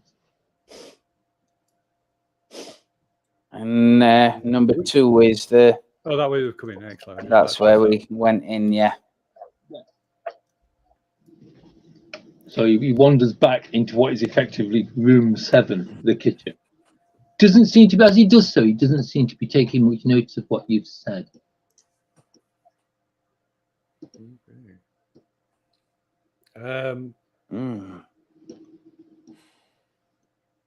I am just going to just without saying anything, I'm just going to start wandering from room to room, holding out Seraphine, my psychic focus, my pendulum, my psychic guide. I'm walking around from like room to room, sensing the energies and presence and sensing the house.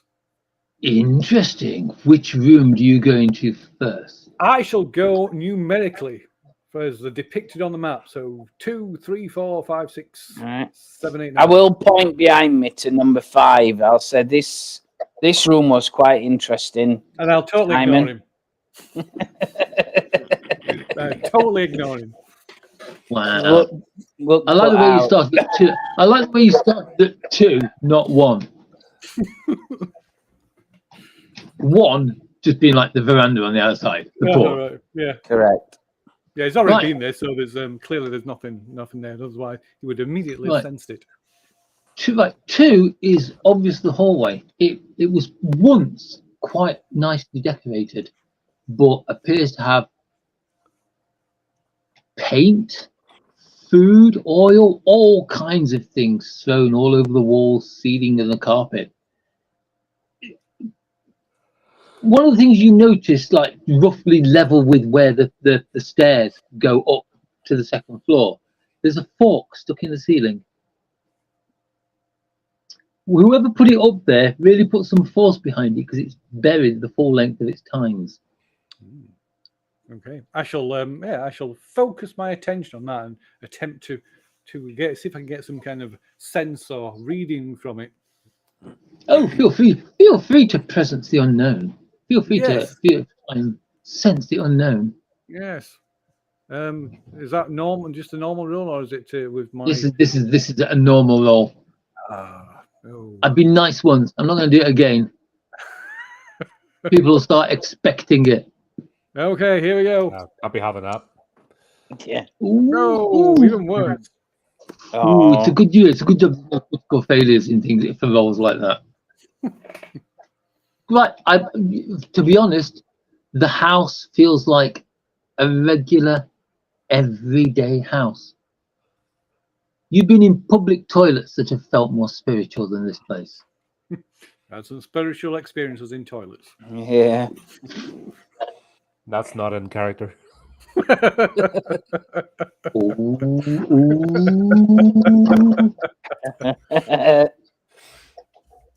When the slander starts, I'm not part of this. It's like you wander up the hall. You take a glance upstairs and see part of the upstairs landing. Everything's pretty much in darkness because all the curtains are closed. It's like with the windows ahead of you, curtains are closed, blinds are down. Rounding the corner, you can see how it stretches forward. The door, but the door to what is number 7, which will be the kitchen, is open. The 2 doors are shut. Well, yeah, like I say, I'll leave leave those to do whatever they're doing. I'll just slowly go from room to room, just walking through, doing my act. Half-heartedly attempting to maybe see if there is anything. But Right. yeah, just doing my usual act. 3 appears to be some kind of workshop or hobby room. Do you want me to do a roll for every room, or just for the entire? Just one roll for the entire? No, only when you're being watched. It's like 3. It appears to be some form of hobby room. There's like an easel and some very like moth-eaten canvases in there. There's also like a set of golf clubs, fishing gear. It just seems to be like full of bric-a-brac. The door to 4, the door to 4 opens maybe half an inch and then pushes shut.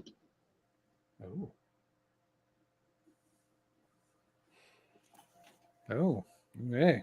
Oh, in which case, I shall stop and I shall reach out a hand towards her. Fear not, we do not mean to intrude upon your territory, that which you call your own. We only wish to speak with you, to speak with the dead, with the spirits, to feel and ease you of your pain and suffering. And I'll try and push the door open again. Fair enough. What's everybody else doing, by the way? Take a look at the painting again, because that's what we're going to do. In the living room. Sorry, what was that? We were going to take a look at the painting in the living room. So you were. The one that hangs above the fire. The one that hangs above the fireplace. Yep. Look behind it and see what we've. Any markings or. Right, yeah, no problem. You follow the hall around as you did last time and walk in. If you glance into the kitchen, you can basically see Mr. Croft in there with an open tin of baked beans, just like spooning the cold contents of it into his face. There's some disgusting people in this game. Oh god, that's Look, if I really wanted to make you scream, I'd have made it mushy peas. Yeah. yeah. That's no need to go there. We've Mm. still got YouTube's values and standards to uphold. So, this is good. That's more TikTok, really, isn't it? Yeah, Mm. things like that will get the channel struck. Right. You walk into the front room. It's every bit as dirty and dusty as it was before. The floor, the walls, the ceiling are covered with soot. All the furniture's been slashed. A mostly empty bottle of whiskey, no glass, sits on the coffee table. The picture sits above the fire. Mm-hmm. For some reason, the picture seems a lot cleaner than the room around it. It's exactly the same it's exactly the same as the one that hangs in the lounge in the bar. A picture of a woman standing waist deep in the sea in a striped one-piece bathing costume, staring at the sea. Yeah, but the one in the bar now have her turning her head tilting slightly to the left. That was one. That was what I meant. The one in the lounge. It's identical to the one in the lounge at the pub. Wearing a big floppy hat that covers her features. So we'll flip, maybe not without completely flipping it, but we'll sort of peek behind the painting to see if there's any other stickers or any notes. Mm-hmm. As you approach it, a trickle of soot falls down from the chimney breast, and a loud, guttural, dog-like growl echoes out of the fireplace. Just like, oh god, I forgot about the badger, didn't I? Yeah, there is a badger trapped up the chimney stack. I've never heard it called that before, but we're going with it. Obviously, the badger. That's right. I'll not stick my legs in front of the fireplace just so I don't get clawed, Yeah. but I'll still try and have a look at the pull the photograph outwards just to see if there's anything behind it. The growling gets louder to the point where it's actually like guttural enough to make your teeth vibrate. Seeing it's a fireplace, is there like a poker set? There's totally a fire set next to it. Right. Blake, do you want to pick up a poker just in case a rabid animal tries to attack and then give it the good news? Or do you want to investigate the portrait and I'll stand by which? Yeah, I'm not sure. Well, I'm not sure I'm brilliant at smashing a badger with a poker, but it's a bit like Steds. Remember the job in Stedson's Farm, except that it's not a mirror, in heat. yeah, Smashing a badger with a poker. yeah. Yeah, Yes, I know. I know. There's every chance the badger will take the poker and beat us up with it, but you know what I mean. Just to be scared of it. This is going very Benny Hill at the moment. Yeah, I'm sure this wasn't on the description when we applied for this. And then he smashed a badger with a poker. If it turns out it's his dog, then I'm blaming you. Fine. Okay, I'll be ready with the poker. Yeah. Have a look at the painting. Right then. As you reach out for it, just before your fingers touch the edge of the painting, the entire room, the entire room, the entire room for Ben suddenly plunges into darkness. Something hits you in the side of your legs, knocking you from your feet. You hear the ripping of cloth. You feel the ripping of flesh. Oh. The next thing you know, you hit the floor heavily. Pain shooting up from your left shin. I just scream out with the poker. Where is it? Where'd you go, Blake? Right, tell me where. Right. I'll whack it. Right, Blake, you Mhm. just see him collapse. I see what? You just see him collapse. All right. Oh, is it me that Ob- collapses? It's you. Yeah. It's you. Yeah. You are Ben, are you not? Oh yes. Right. Okay. Sorry. Give me a willpower roll. Both of us. Oh, Just Ben.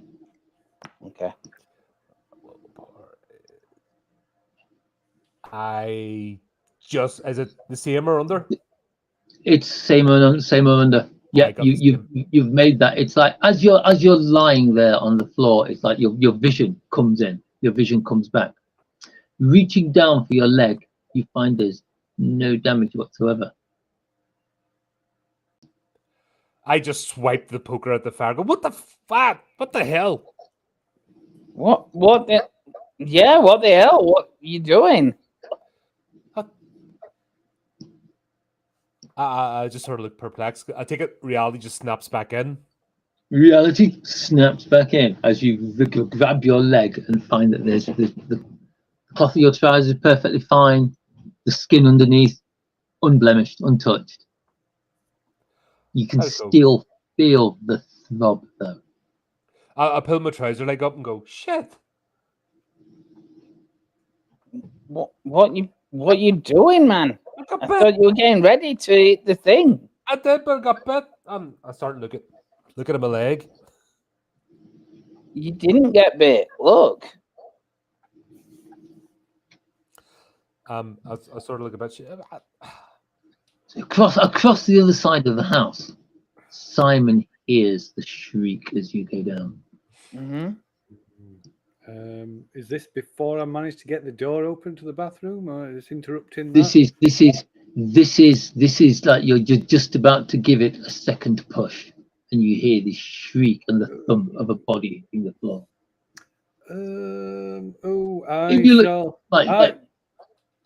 I shall dramatic in moments of dramatic tension like this. I always turn to Seraphine for her advice. So I shall take out my pendulum and close my eyes and look to see, and then hold out Seraphine for a moment, and then look to see which way the pendulum swings, whether it's towards the noise or towards the bathroom. Right. Okay. So which way are you swinging it?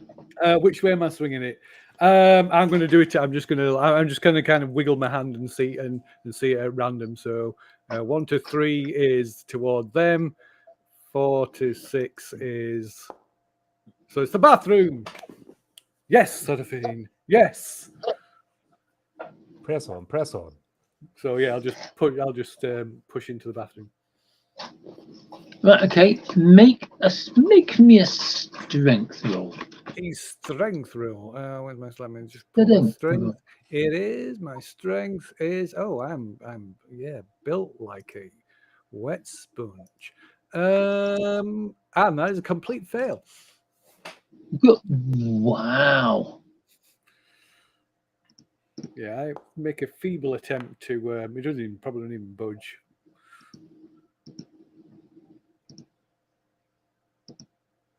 Right. You grab hold of the bathroom door and you lean against it with all your strength. Doesn't seem the right word. With all your weight. No. Yes.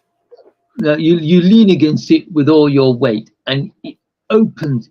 You manage to push it open, literally a finger's width.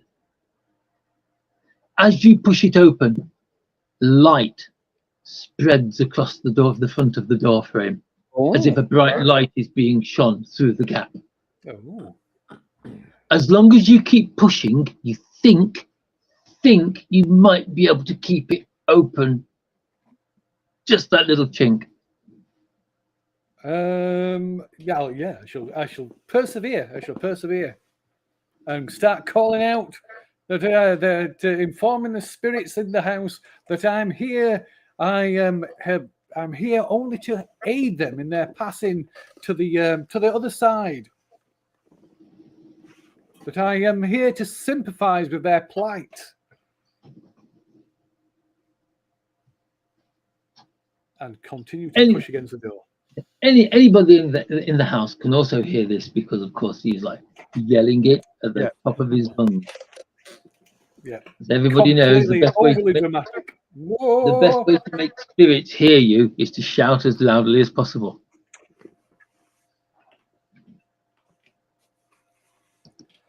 The door starts to fight back. Oh. Okay, I shall fight. I shall fight with the door. I shall continue my struggle. My physical and psychic struggle against the whatever is in the house. Physical and mental, you say? Well, you can make a willpower roll if you'd like to. I've got something called mental shield. I guess that's more protection, though. That is more. You'll be able to use that. You'll use that when it's needed. Yes. Okay. So willpower check. I'm actually decent. Willpower check.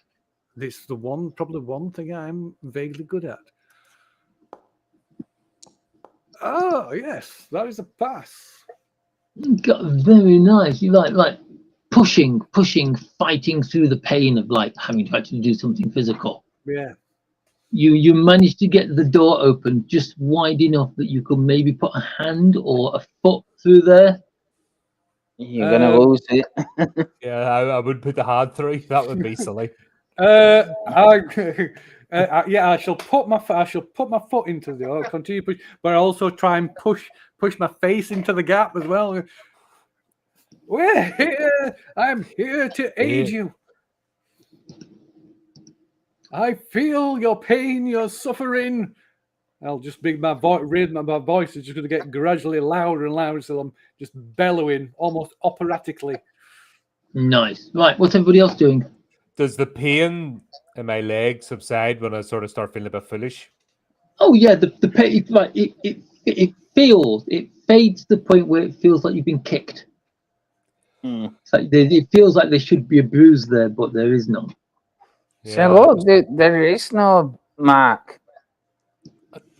I'm losing the plot. This is I've been hanging around these people too long. What the hell? I genuinely thought someone grabbed me by the leg and bit me. I laugh at it. I just sort of shake my head and go, I've no answer for you. I genuinely felt claws go into my leg, and it still throbs. At the laughter, the fireplace growls at you again. I whack it with a poker and go, shut up. Wow. A trickle of soot falls out of the flue.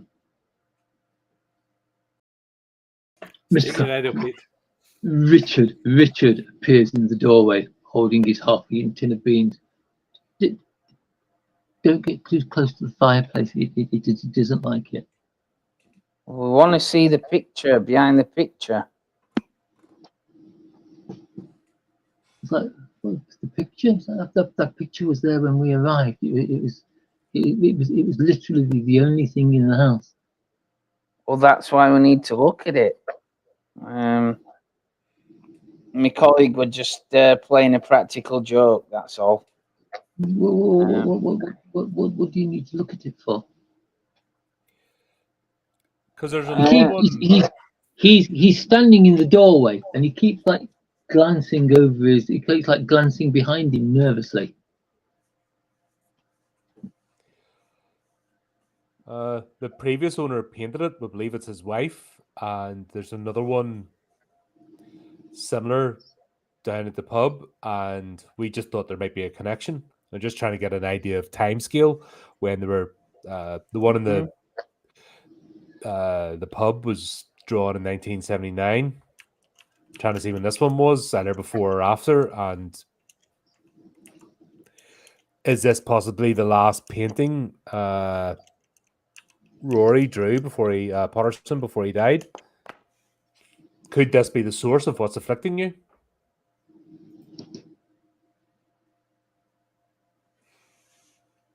He walks over to the fireplace, lifts the picture off his hook, and holds it up towards you to see. Compared to the other pictures you see, which are faded to age, this one is vibrant. It's bright. The colours are fresh. It looks as if it could be painted yesterday. Again, in the bottom right corner, the very embellished PT signature. Right. Anything on the back? He turns it around for you to look. This one is its original frame. You can see the back of the canvas. Again, there's a sticker, a white label pasted onto it. D. Potterton, 1972. Elise. Elise, now again somewhere. Yep. So how come this one looks newer? Is it just because of the pub? Oh no, I'm not a picture expert. It's just because of the time smoking the pub. Like this one, this one's older, but it looks fresher. And no offense, I'll look around the house. Not exactly in the most ideal conditions. Hardly gallery. I know, no fault of your own, Richard, but I say, without a doubt, this picture is without a doubt the oldest thing in this room.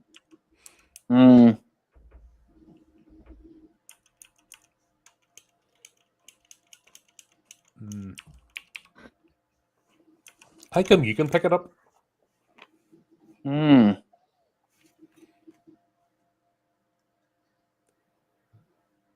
don't. Did he use a technique? Did he step away from the fireplace, or did it just let him do it? No, he just walked up to it and lifted it off its hook. As he stands there, having shown you the back and let you see the picture, he turns around and he hangs it back.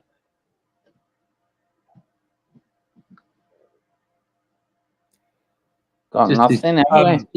I say it's just a regular picture. There's a wire that goes across about 2/3 of the way up, clips onto a hook on the wall. Are you particularly attached to that picture? No, it was here when we moved in. We thought it was a nice picture, so we left it. I wonder, should it join its partner in the bar? Or at the very most, sit on the porch? I'm just wondering, God, I forgot Richard's surname. Croft. Mr. Croft. I'm just wondering if that item's allowed to leave the house, unlike yourself. Do you fancy having a try? He looks at you and he frowns at you as if you've just said something incredibly stupid. Why would the picture leave the house? That's what reason would there be for the picture to leave the house? And he kind of like steps in front of it and puts one of his arms out in front of the picture. Oh, Mr. Croft! Whoa, Mr. Croft! Whoa, what's going on here? What we want to find out is, can the picture leave the house? I think that's different as opposed to why or should. Yeah. You're getting very defensive there. Is there a reason for it? I asked you if you were particularly attached to the picture. A simple yes would have done. We already have enough theatrics, and I sort of motion, to another room, He blinks. He blinks at you and kind of like lowers his arm. And he says, the picture's always been in the house. That's the reason. It's like I can't imagine the picture being anywhere else. I don't know if it can leave the house. Can you hand the picture to me?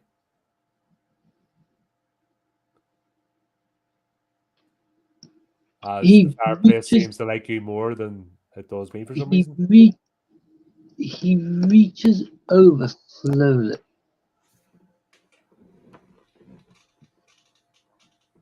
takes the picture off the wall, and very, very hesitantly, almost like a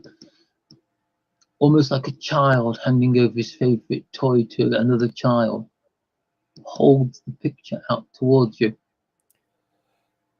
Okay, I will play along, and I will take it with utmost reverence, as if we're sharing a special bond or a trust, and not that I would wing it out the door if I could at half a second's notice. You take the picture off him. Meanwhile, I was about to call out to Simon.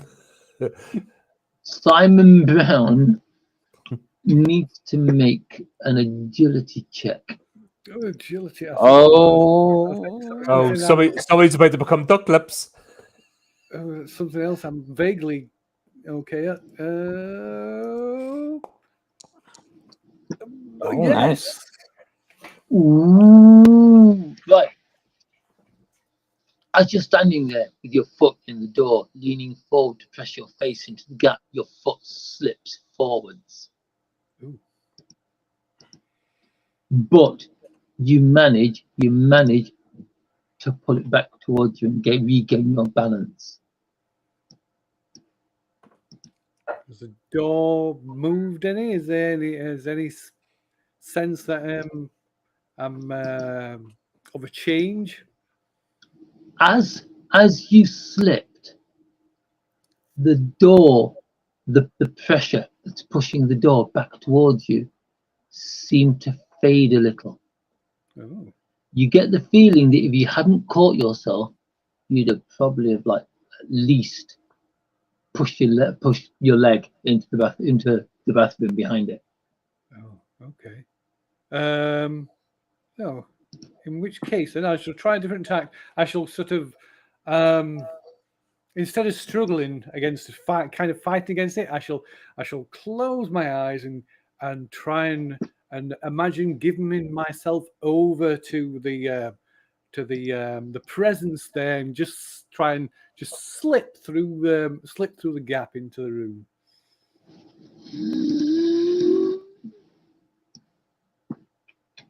Did you say give yourself over? I did indeed. Oh my God. Oh. Position time. It's mobbing time. We are going. We are one together. PDF.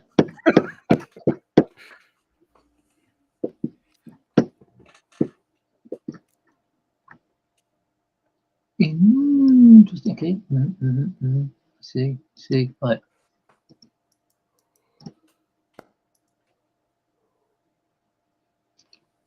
You'd like to give me a willpower roll. A willpower roll. It's also my my best stats. I also have improved willpower recovery, if that's of any benefit. Oh, 2! Look at that. Wow! Oh, Punch! Right. Psychically punch him. Right in the Right. knackers. As you speak, as you think of giving yourself over, it's almost like a wave of dizziness. That'll be the paracetamols. Yeah. A wave of dizziness and liver damage. A wave of dizziness washes over you, and just for a brief second, it's almost as if you can feel a pair of hands rest on your shoulders, the brush of a woman's lips against your ear. Ooh. As she whispers something to you. kind of oh God, I knew I should have written that. She whispers into your ear that the three of you are not welcome here, and you must do everything you can within your power to get the others to leave, and then none of you shall ever return. Ooh, And then you sneeze. and- As you sneeze, you pull your foot out the door, and it slams shut. okay. Okay, so I shall at this. I'll rest my hand against the door, and I'll try my best to try and contact this female voice, this woman, and ask her who or what traps her here. Like what force is keeping her prisoner? And what are you going to use to do this? What am I going to do this? Well, I will have Seraphine out to do this, and I shall. Oh my God! I shall. I guess it's a. I suppose it's like kind of a solo seance type thing. Ooh, a seance is a ritual that requires several people and takes many hours and a decent table. Oh, okay. In which case, I guess it's going to. I guess the only other thing I've got then is, unless you can suggest something else. I guess it's it'd have to be just sensing the unknown. I guess. You can definitely sense the unknown. Okay. Whether or not you will is. Yeah, probably not. It's not unless I get that too. Again, here we go. Come on, yeah. No. Something, obviously, something of a spiritual nature has just happened to you. Maybe it's the fact that it's like something from beyond the grave may have just directly contacted you, but you're kind of a bit about the entire thing. You try to shout, you try to speak, but your tongue seems to be thick and your mouth is dry, and all you can do is kind of like mumble. At that point, I call out to Simon from the living room as I'm holding the picture. So I don't know if that interludes at that point or at a certain stage. Okay. Up to yourself. At some point, you hear me calling you. So yeah, you need to... combination of that's happened, and calling my name. I shall head towards them. I'll go and find them and stride into the living room before they get a chance to say anything. A presence has compelled the lady of the house to warn us that we must leave this place. would her name be Elise by any chance? She did not give her name, though I suspect. I kind of put my fingers to my head. Yes, Elise, that must be it. Okay, well, could you put your fingers to this, for the painting, and see if you can get anything off it?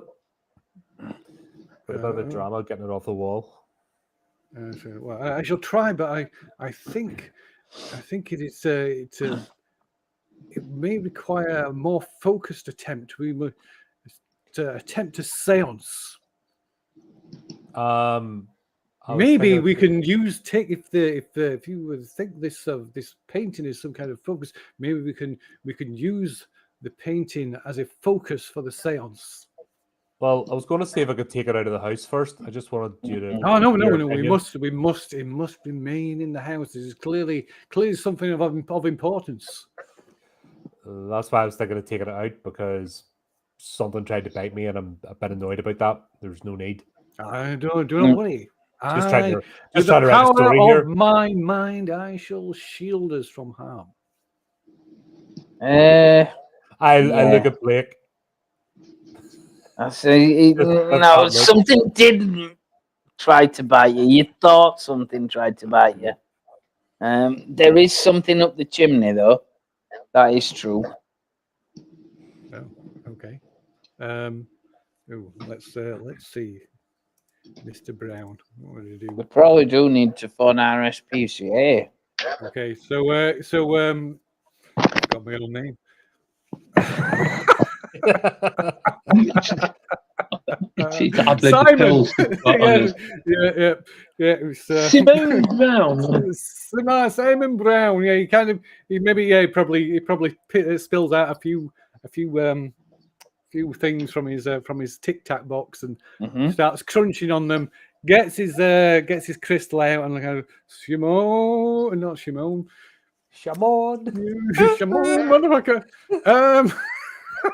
Seraphine, and he's kind of wiggling the crystal, and it swings either of its own will or through Simon just swinging it. It swings towards the fireplace. So Simon, rightly or wrongly, stupidly or not, he decides to walk over to the fireplace and stick his head in up to look up. Right, as you cross the room towards the fireplace growls. It's a very low, very throaty, very fluid, very guttural kind of growl. The kind of growl that you would get from a very, very large dog warning you not to come any closer. I'll pause. Release this woman! Release this woman and let her go free. Let her pass to the other side. Foul spirit. It just keeps growling at you. There's a noise of movement somewhere up the chimney, and a trickle of soot falls down to join the pile that's already gathered in the bottom of the grate. I tell you what, have you got any blankets, Mr. Croft? Maybe we can grab the thing if we can pull it down. Maybe Gordon it or get it out, and then we can grab it. Blankets? Yeah, there's blankets upstairs. Right. Right, that's a plan. If you bring us there may be towels or something in the laundry room. Something bigger that size. Something badger size would be handy. Yeah, something reasonably big. I think. Yeah, we need to get out what's up here. It's obviously not happy, is it? It's not happy. I sort of looked at my leg again, without saying anything, but making it obvious.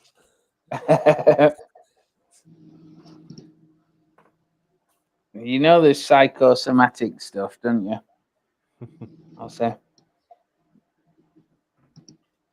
It's all in your head.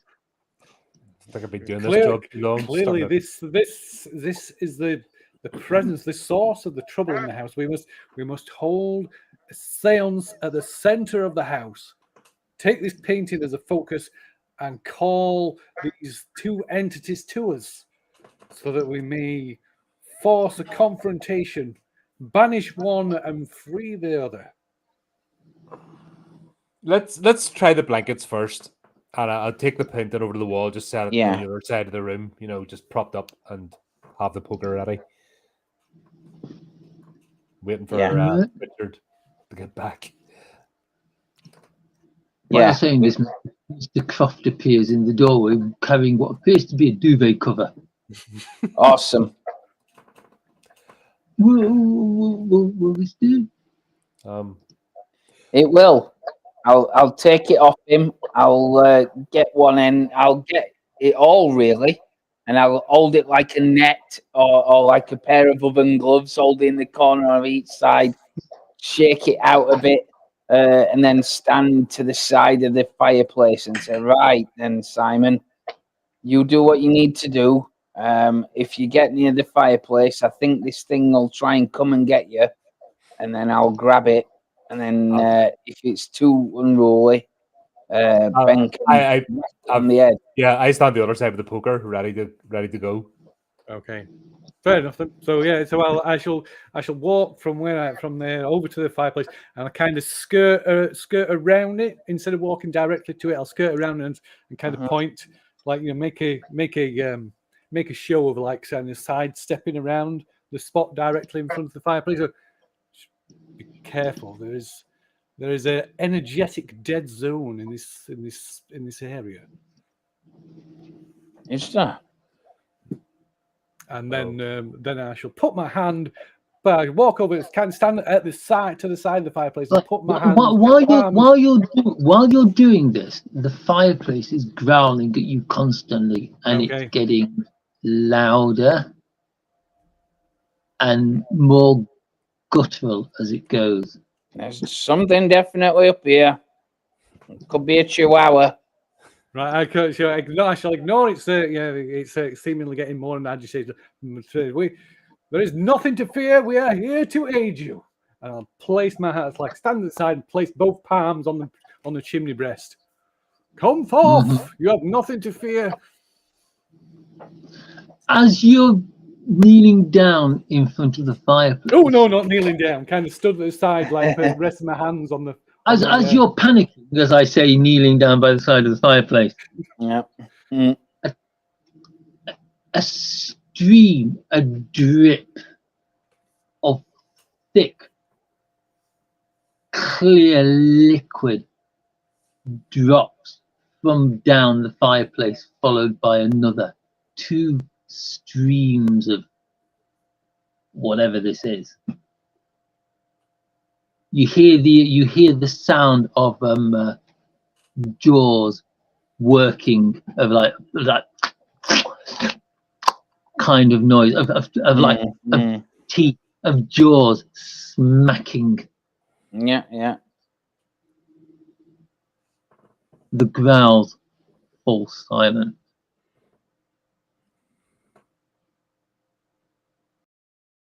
I think we collectively hold our breath, poised at the ready. Yeah, we do. Yeah. I'm thinking in my head, it's definitely not a chihuahua. I've got my hands palms flat on the chimney breast, my head back, my eyes closed. Come forth, there is nothing to fear. Did it say leave? Please continue. No, it's me. Please continue. What happens next? All right. Okay. Well, I know what's happening next. Just... Well, like I said, I'm waiting by the side of the fireplace, actively looking for the instant something comes down it. I'm leaping on it with the duvet cover, basically, to try and wrap it up like you would a rabid Wolverine. Yep. Right, and so I'm you're ready off you're off to one side with the duvet cover. Correct. Colin's character is off. Colin's character is off to one side, holding a poker in both hands. Yep. As in, like he's holding a poker 200. Basically, I'm ready to give it the good news. Once Blake catches it, I'm whacking it. Where exactly is Simon again? So if Lee's character stood to one side one side of the fireplace, the thing, I'm kind of stood to the left and not in front, not so you're not to the there. side, so not direct. Oh yeah, so where are we? So here. Feel free to click wherever. So you kind of are you kneeling at the corner or peering around it? No, kind of stood there with his hands on the chimney breast, his palms face down the chimney breast, stood upright and saying, calling out to this thing, saying, it's not to fear, to come forth. So I make a nodding motion with my head, like, "Oi, get in there! Spring the trap!" He doesn't want to stand in directly in front of the fireplace because he believes there is an energetic dead zone there, which is something he's just made up. I was going to ask. Yeah, just made it up. It's like a party in a graveyard.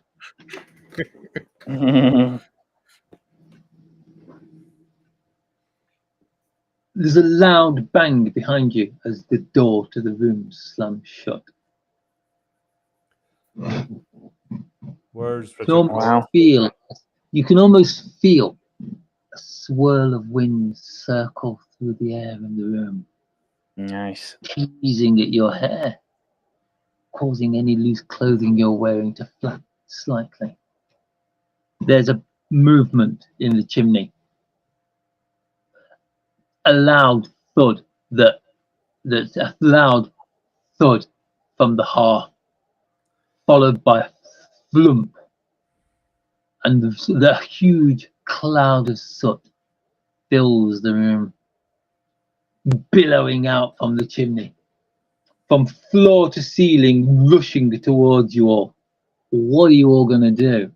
Dive on it. I shall continue what I'm doing. Just keep going. Oh! Well, once Blake dies on it, like I said, I'm whacking the duvet with the poker. Just wherever I see a lump in the middle of the duvet, that's getting whacked. Oh. Right, okay. Right.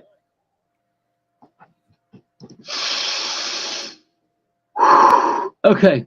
Oh, this is going to go bad, is it? It's like, Yeah. Blake, Ray, I'll right, apologize Blake.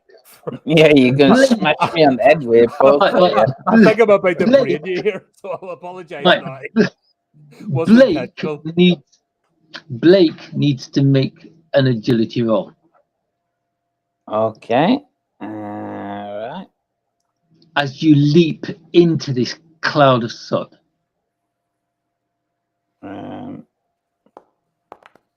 No. Right. That's a Okay. fail. Right.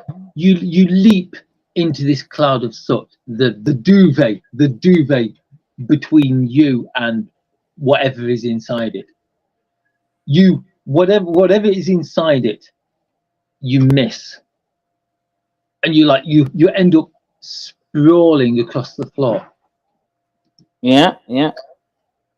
Right. Ben. Yes. Would you like to make a roll for your wrench skill, which is basically any nice clubby kind of thing that you can hold in one hand.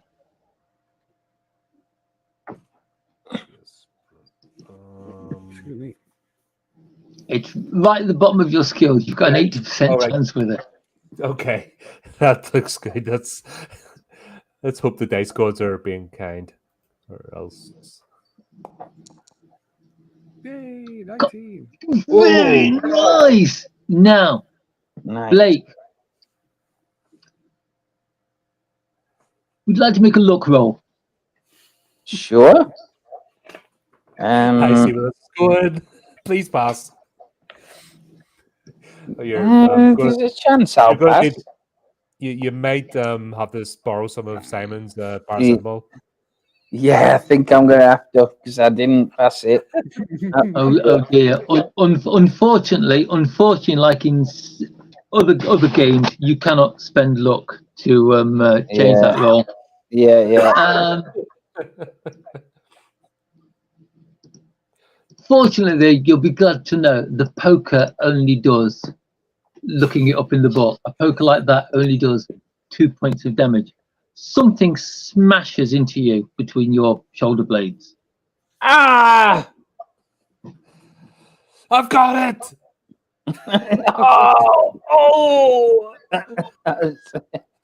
Right, the cloud of soot billows across the room and starts to thin. Looking down, but Blake looking down. Ben looking down. You see Blake sprawled across the duvet cover. The poker you are holding firmly implanted in the middle of his back.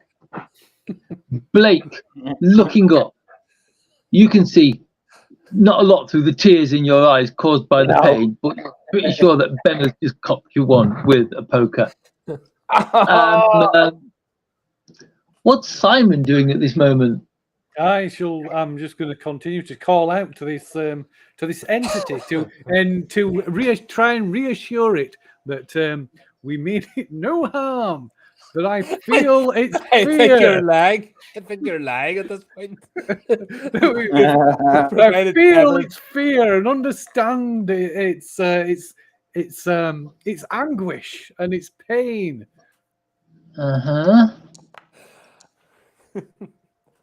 Okay. Because Simon's an idiot.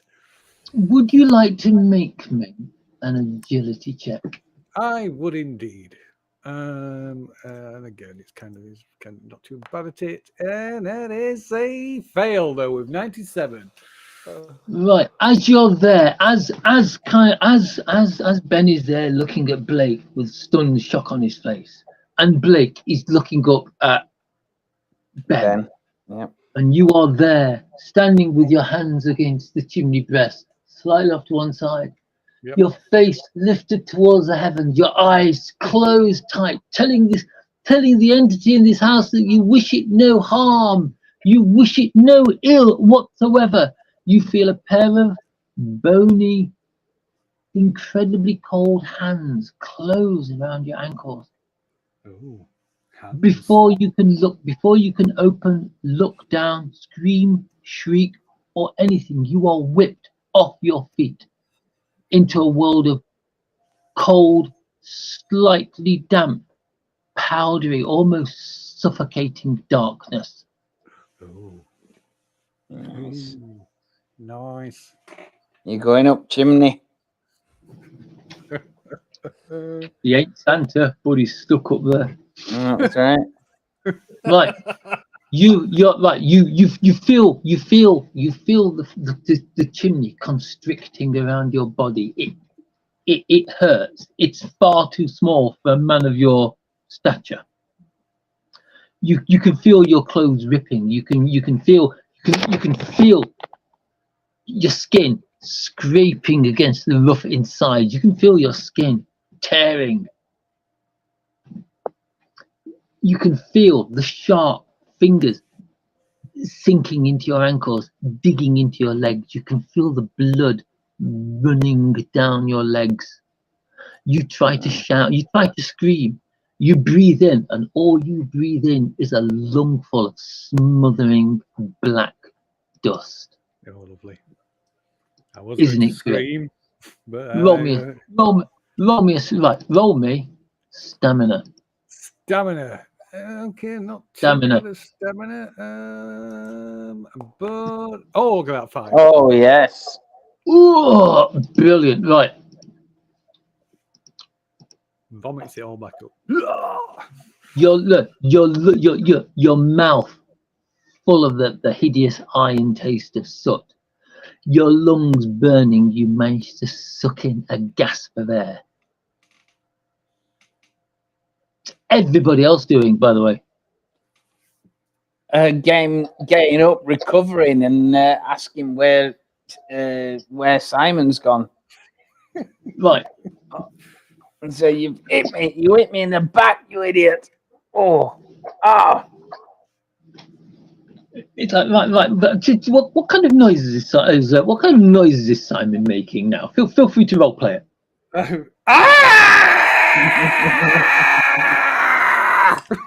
A noise like that comes from the fireplace.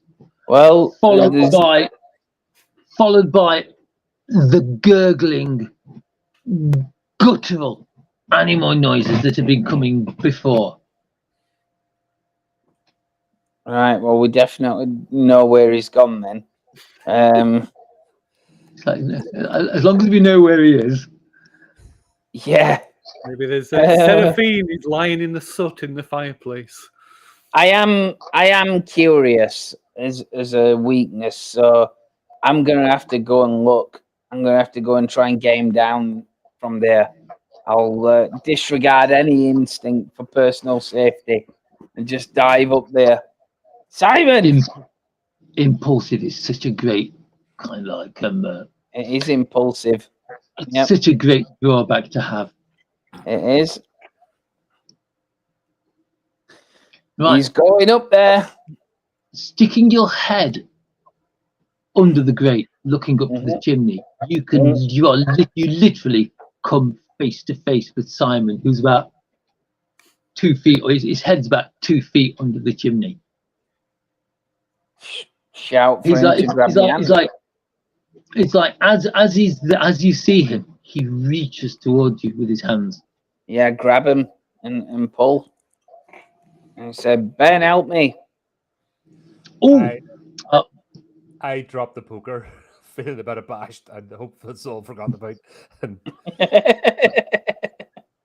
he hides the poker. Right, nice. Right, well then, in that case, because you are assisting each other, make a strength roll, but only one of you has to make it. Right. my Well, strength is 61. yeah, definitely you. Is it me again? Right. Yeah. No, you can both make it, but only one of you has to succeed. Oh, Oh, right. Okay, that's different. as it happens, I've succeeded. Oh, Yeah, just as well. Didn't. I helped. Yes, It's me. you get sent to the chimney instead. as you start to pull, Ben starts to push.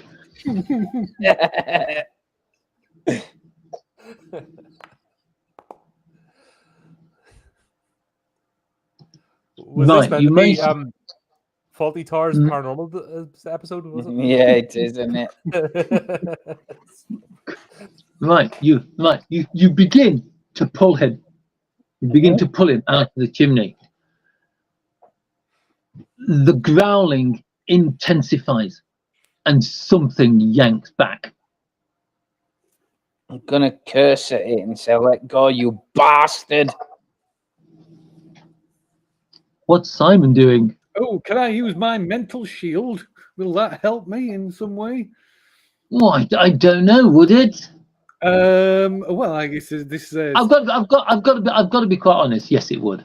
Yeah, so I mean, this is a psychic entity. So yeah, I'm going to try and block it. Sort of fight back with my mental shield, kind of block it from being able to physically interact with me. You don't need your hands to do anything, do they?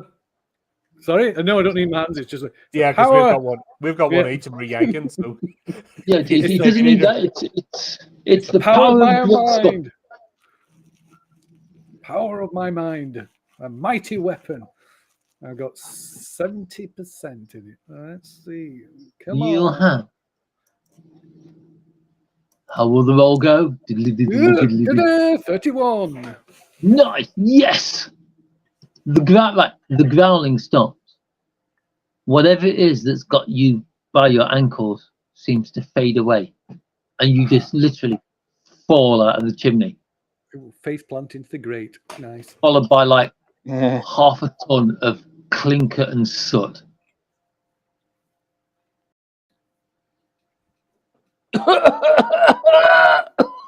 I lie there in the dirt. I think you need a chimney sweep. Mr. Croft, did you not think about getting this place looked at before you moved in? Like, this isn't America, you know. They do silly things like that, but you know, we're British. We have standards. Pull Simon away from the fire. Mr. Croft is by the door on his knees with his hands clasped and his head bowed, muttering something under his breath.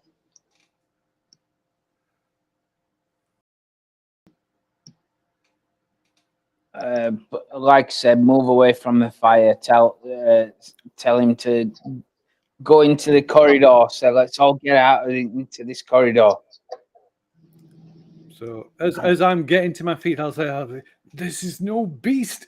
There were hands. I felt hands on my around my ankles. Not an animal." I cough and I say, I know. And if we Okay, leave in I'm the just room, like- I'm going to grab that painting as we're leaving the room. Yeah. I'm just like, okay, I'm convinced. That's what do we do?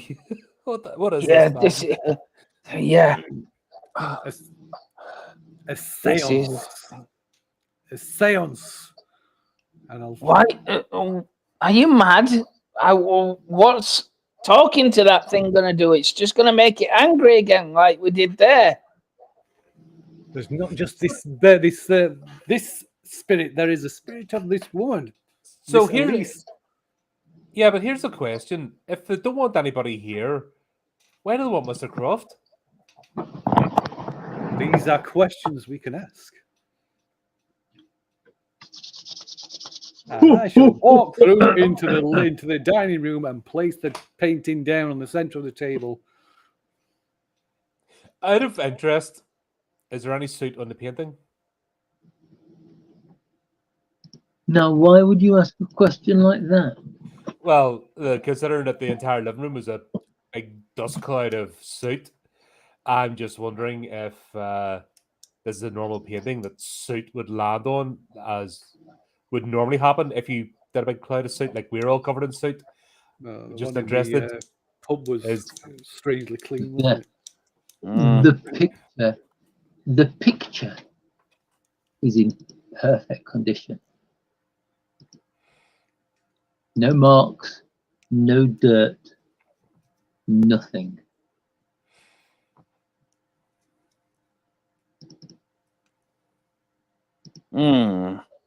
I say we throw us out the door. I start babbling. Go, we throw us out the door. Let's see if we can do it. We can bring it back in, but let's see if we can throw it out the door. I want to know. Yeah, Okay. yeah. Okay. Yeah, let's do it. Right. I just grab the picture, then go towards the front door and just get ready to do it. 1, 2, 3, and wing it outside. Yeah.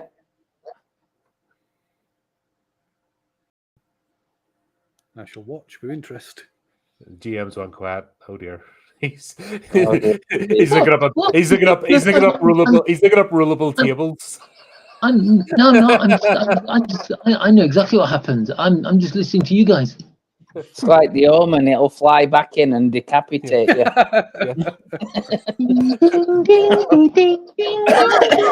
No, the spirit thing, like a 4-foot shuriken. Yeah.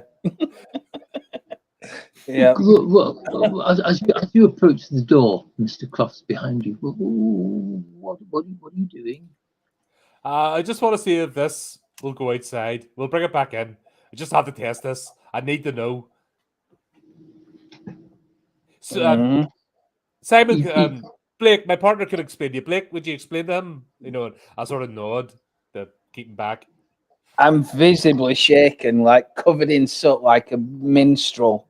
Like, just like shaking my head. Like, I'm not sure I can.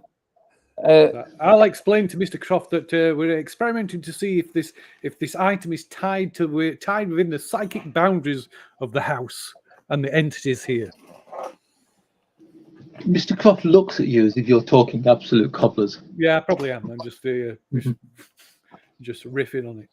Yeah, but as long as it's distracting enough so I can get to the front door and wing the thing. Yeah.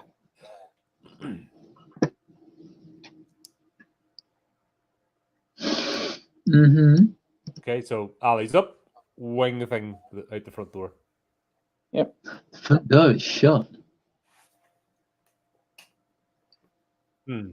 Yeah. I go to The front door is closed. Okay, I go to open the front door. Front door does not open. I give the front door a bit of a rattle.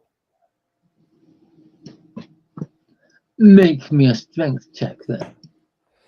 Fine, I will. The grump in that voice. But I didn't say I was going to pass it, okay? Nobody said anything about having to pass it. That's perfectly reasonable. Yeah, the door just rattles in its frame as if it's locked. I just go, bollocks. What are you waiting for? Door won't open. This thing won't let it go then. It is about the paintings. I knew it. Mm-hmm. Why was the other one allowed to leave and not this one? don't know. The other one happened later. The spirits will enlighten us. I think Yeah, I but think feel he's we'll right. sort of look at our dusty clothing and go, yeah, I feel really Yeah. enlightened right now. Oh, and then I have a moment of panic and check my camera case. Your camera case seems fine. I just breathe and go, $3,000 worth of equipment. You know, Let's obviously start cleaning ourselves up, patting ourselves down, and all that kind of stuff. Get the soot off us, and say, yeah, fine, Simon. I hope you know what you're doing. But if a séance is what we need to do, then I am a consummate professional, sir. And I shall go through into the dining room, put the painting on the centre of the table, and I shall get my tablet out and open up, my séance app. is that the one that you created that others can make use of? For It is. I made it myself. Yeah. It's available on the Play Store. Yeah. On Android. Seances for dummies. Yeah. Seance made easy.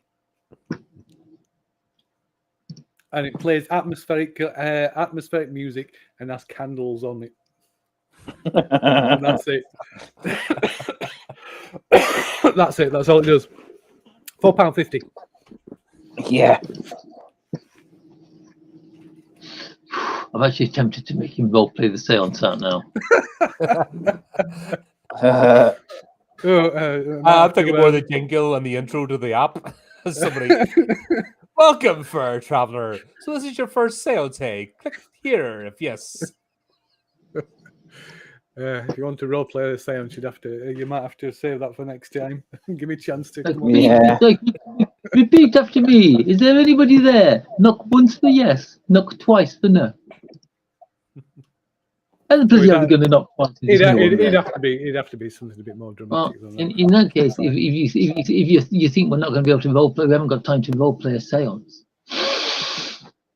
Maybe we should leave it there. That actually, yeah, that sounds a good place, I guess. Yeah, I'm gonna do a séance. Yep.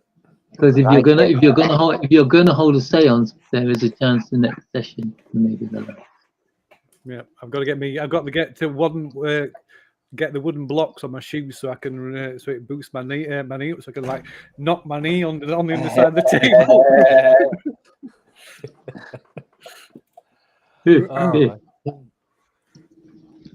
Well, this is a lot of fun. There were a few more laughs in there than I was expecting. She'll bring the seriousness back next time. I know. It was just too tempting. It had to be done. Come on, we knew where it was going. We just had to go with it. Yeah.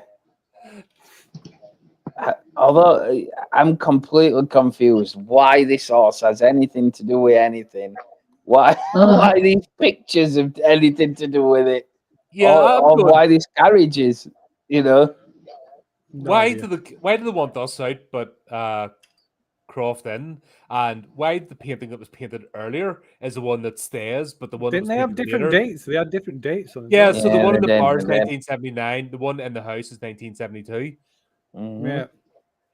Maybe there's more paintings to find. That would be my guess. Is it going to be like one of them kaleidoscope things? It'd be like that M.R. James story with the changing paintings. Yeah, meso tint. There are it does all make sense when you find I know it will do. Yeah, I know it will do. We just even if you don't find all the pieces, I will at the end of this explain how everything fits together. Good, because I can't. The point we're making is it's fun. Like, what the hell? How the hell do we put this together? You know, So Oh, yeah. Make some sense of it. Let's set fire to it. well, that was I did consider that at one point, but I imagine it just won't burn. No. So I'm confused about the garage. So is there a garage still attached to the house, or is there Well, not a garage? If you look at the Yes. interior map, Yeah, I know. I didn't know if that was like just to signify that there was, just like the. Oh no, garage. there is a garage there. I just didn't have room. There is a garage So there. Jagged line just to like signify there's something there. Yeah. It's an old style, late 40s, early 50s style garage. You know, when cars were only like half as wide as they are now. But there is So a fully intact garage still attached to the house.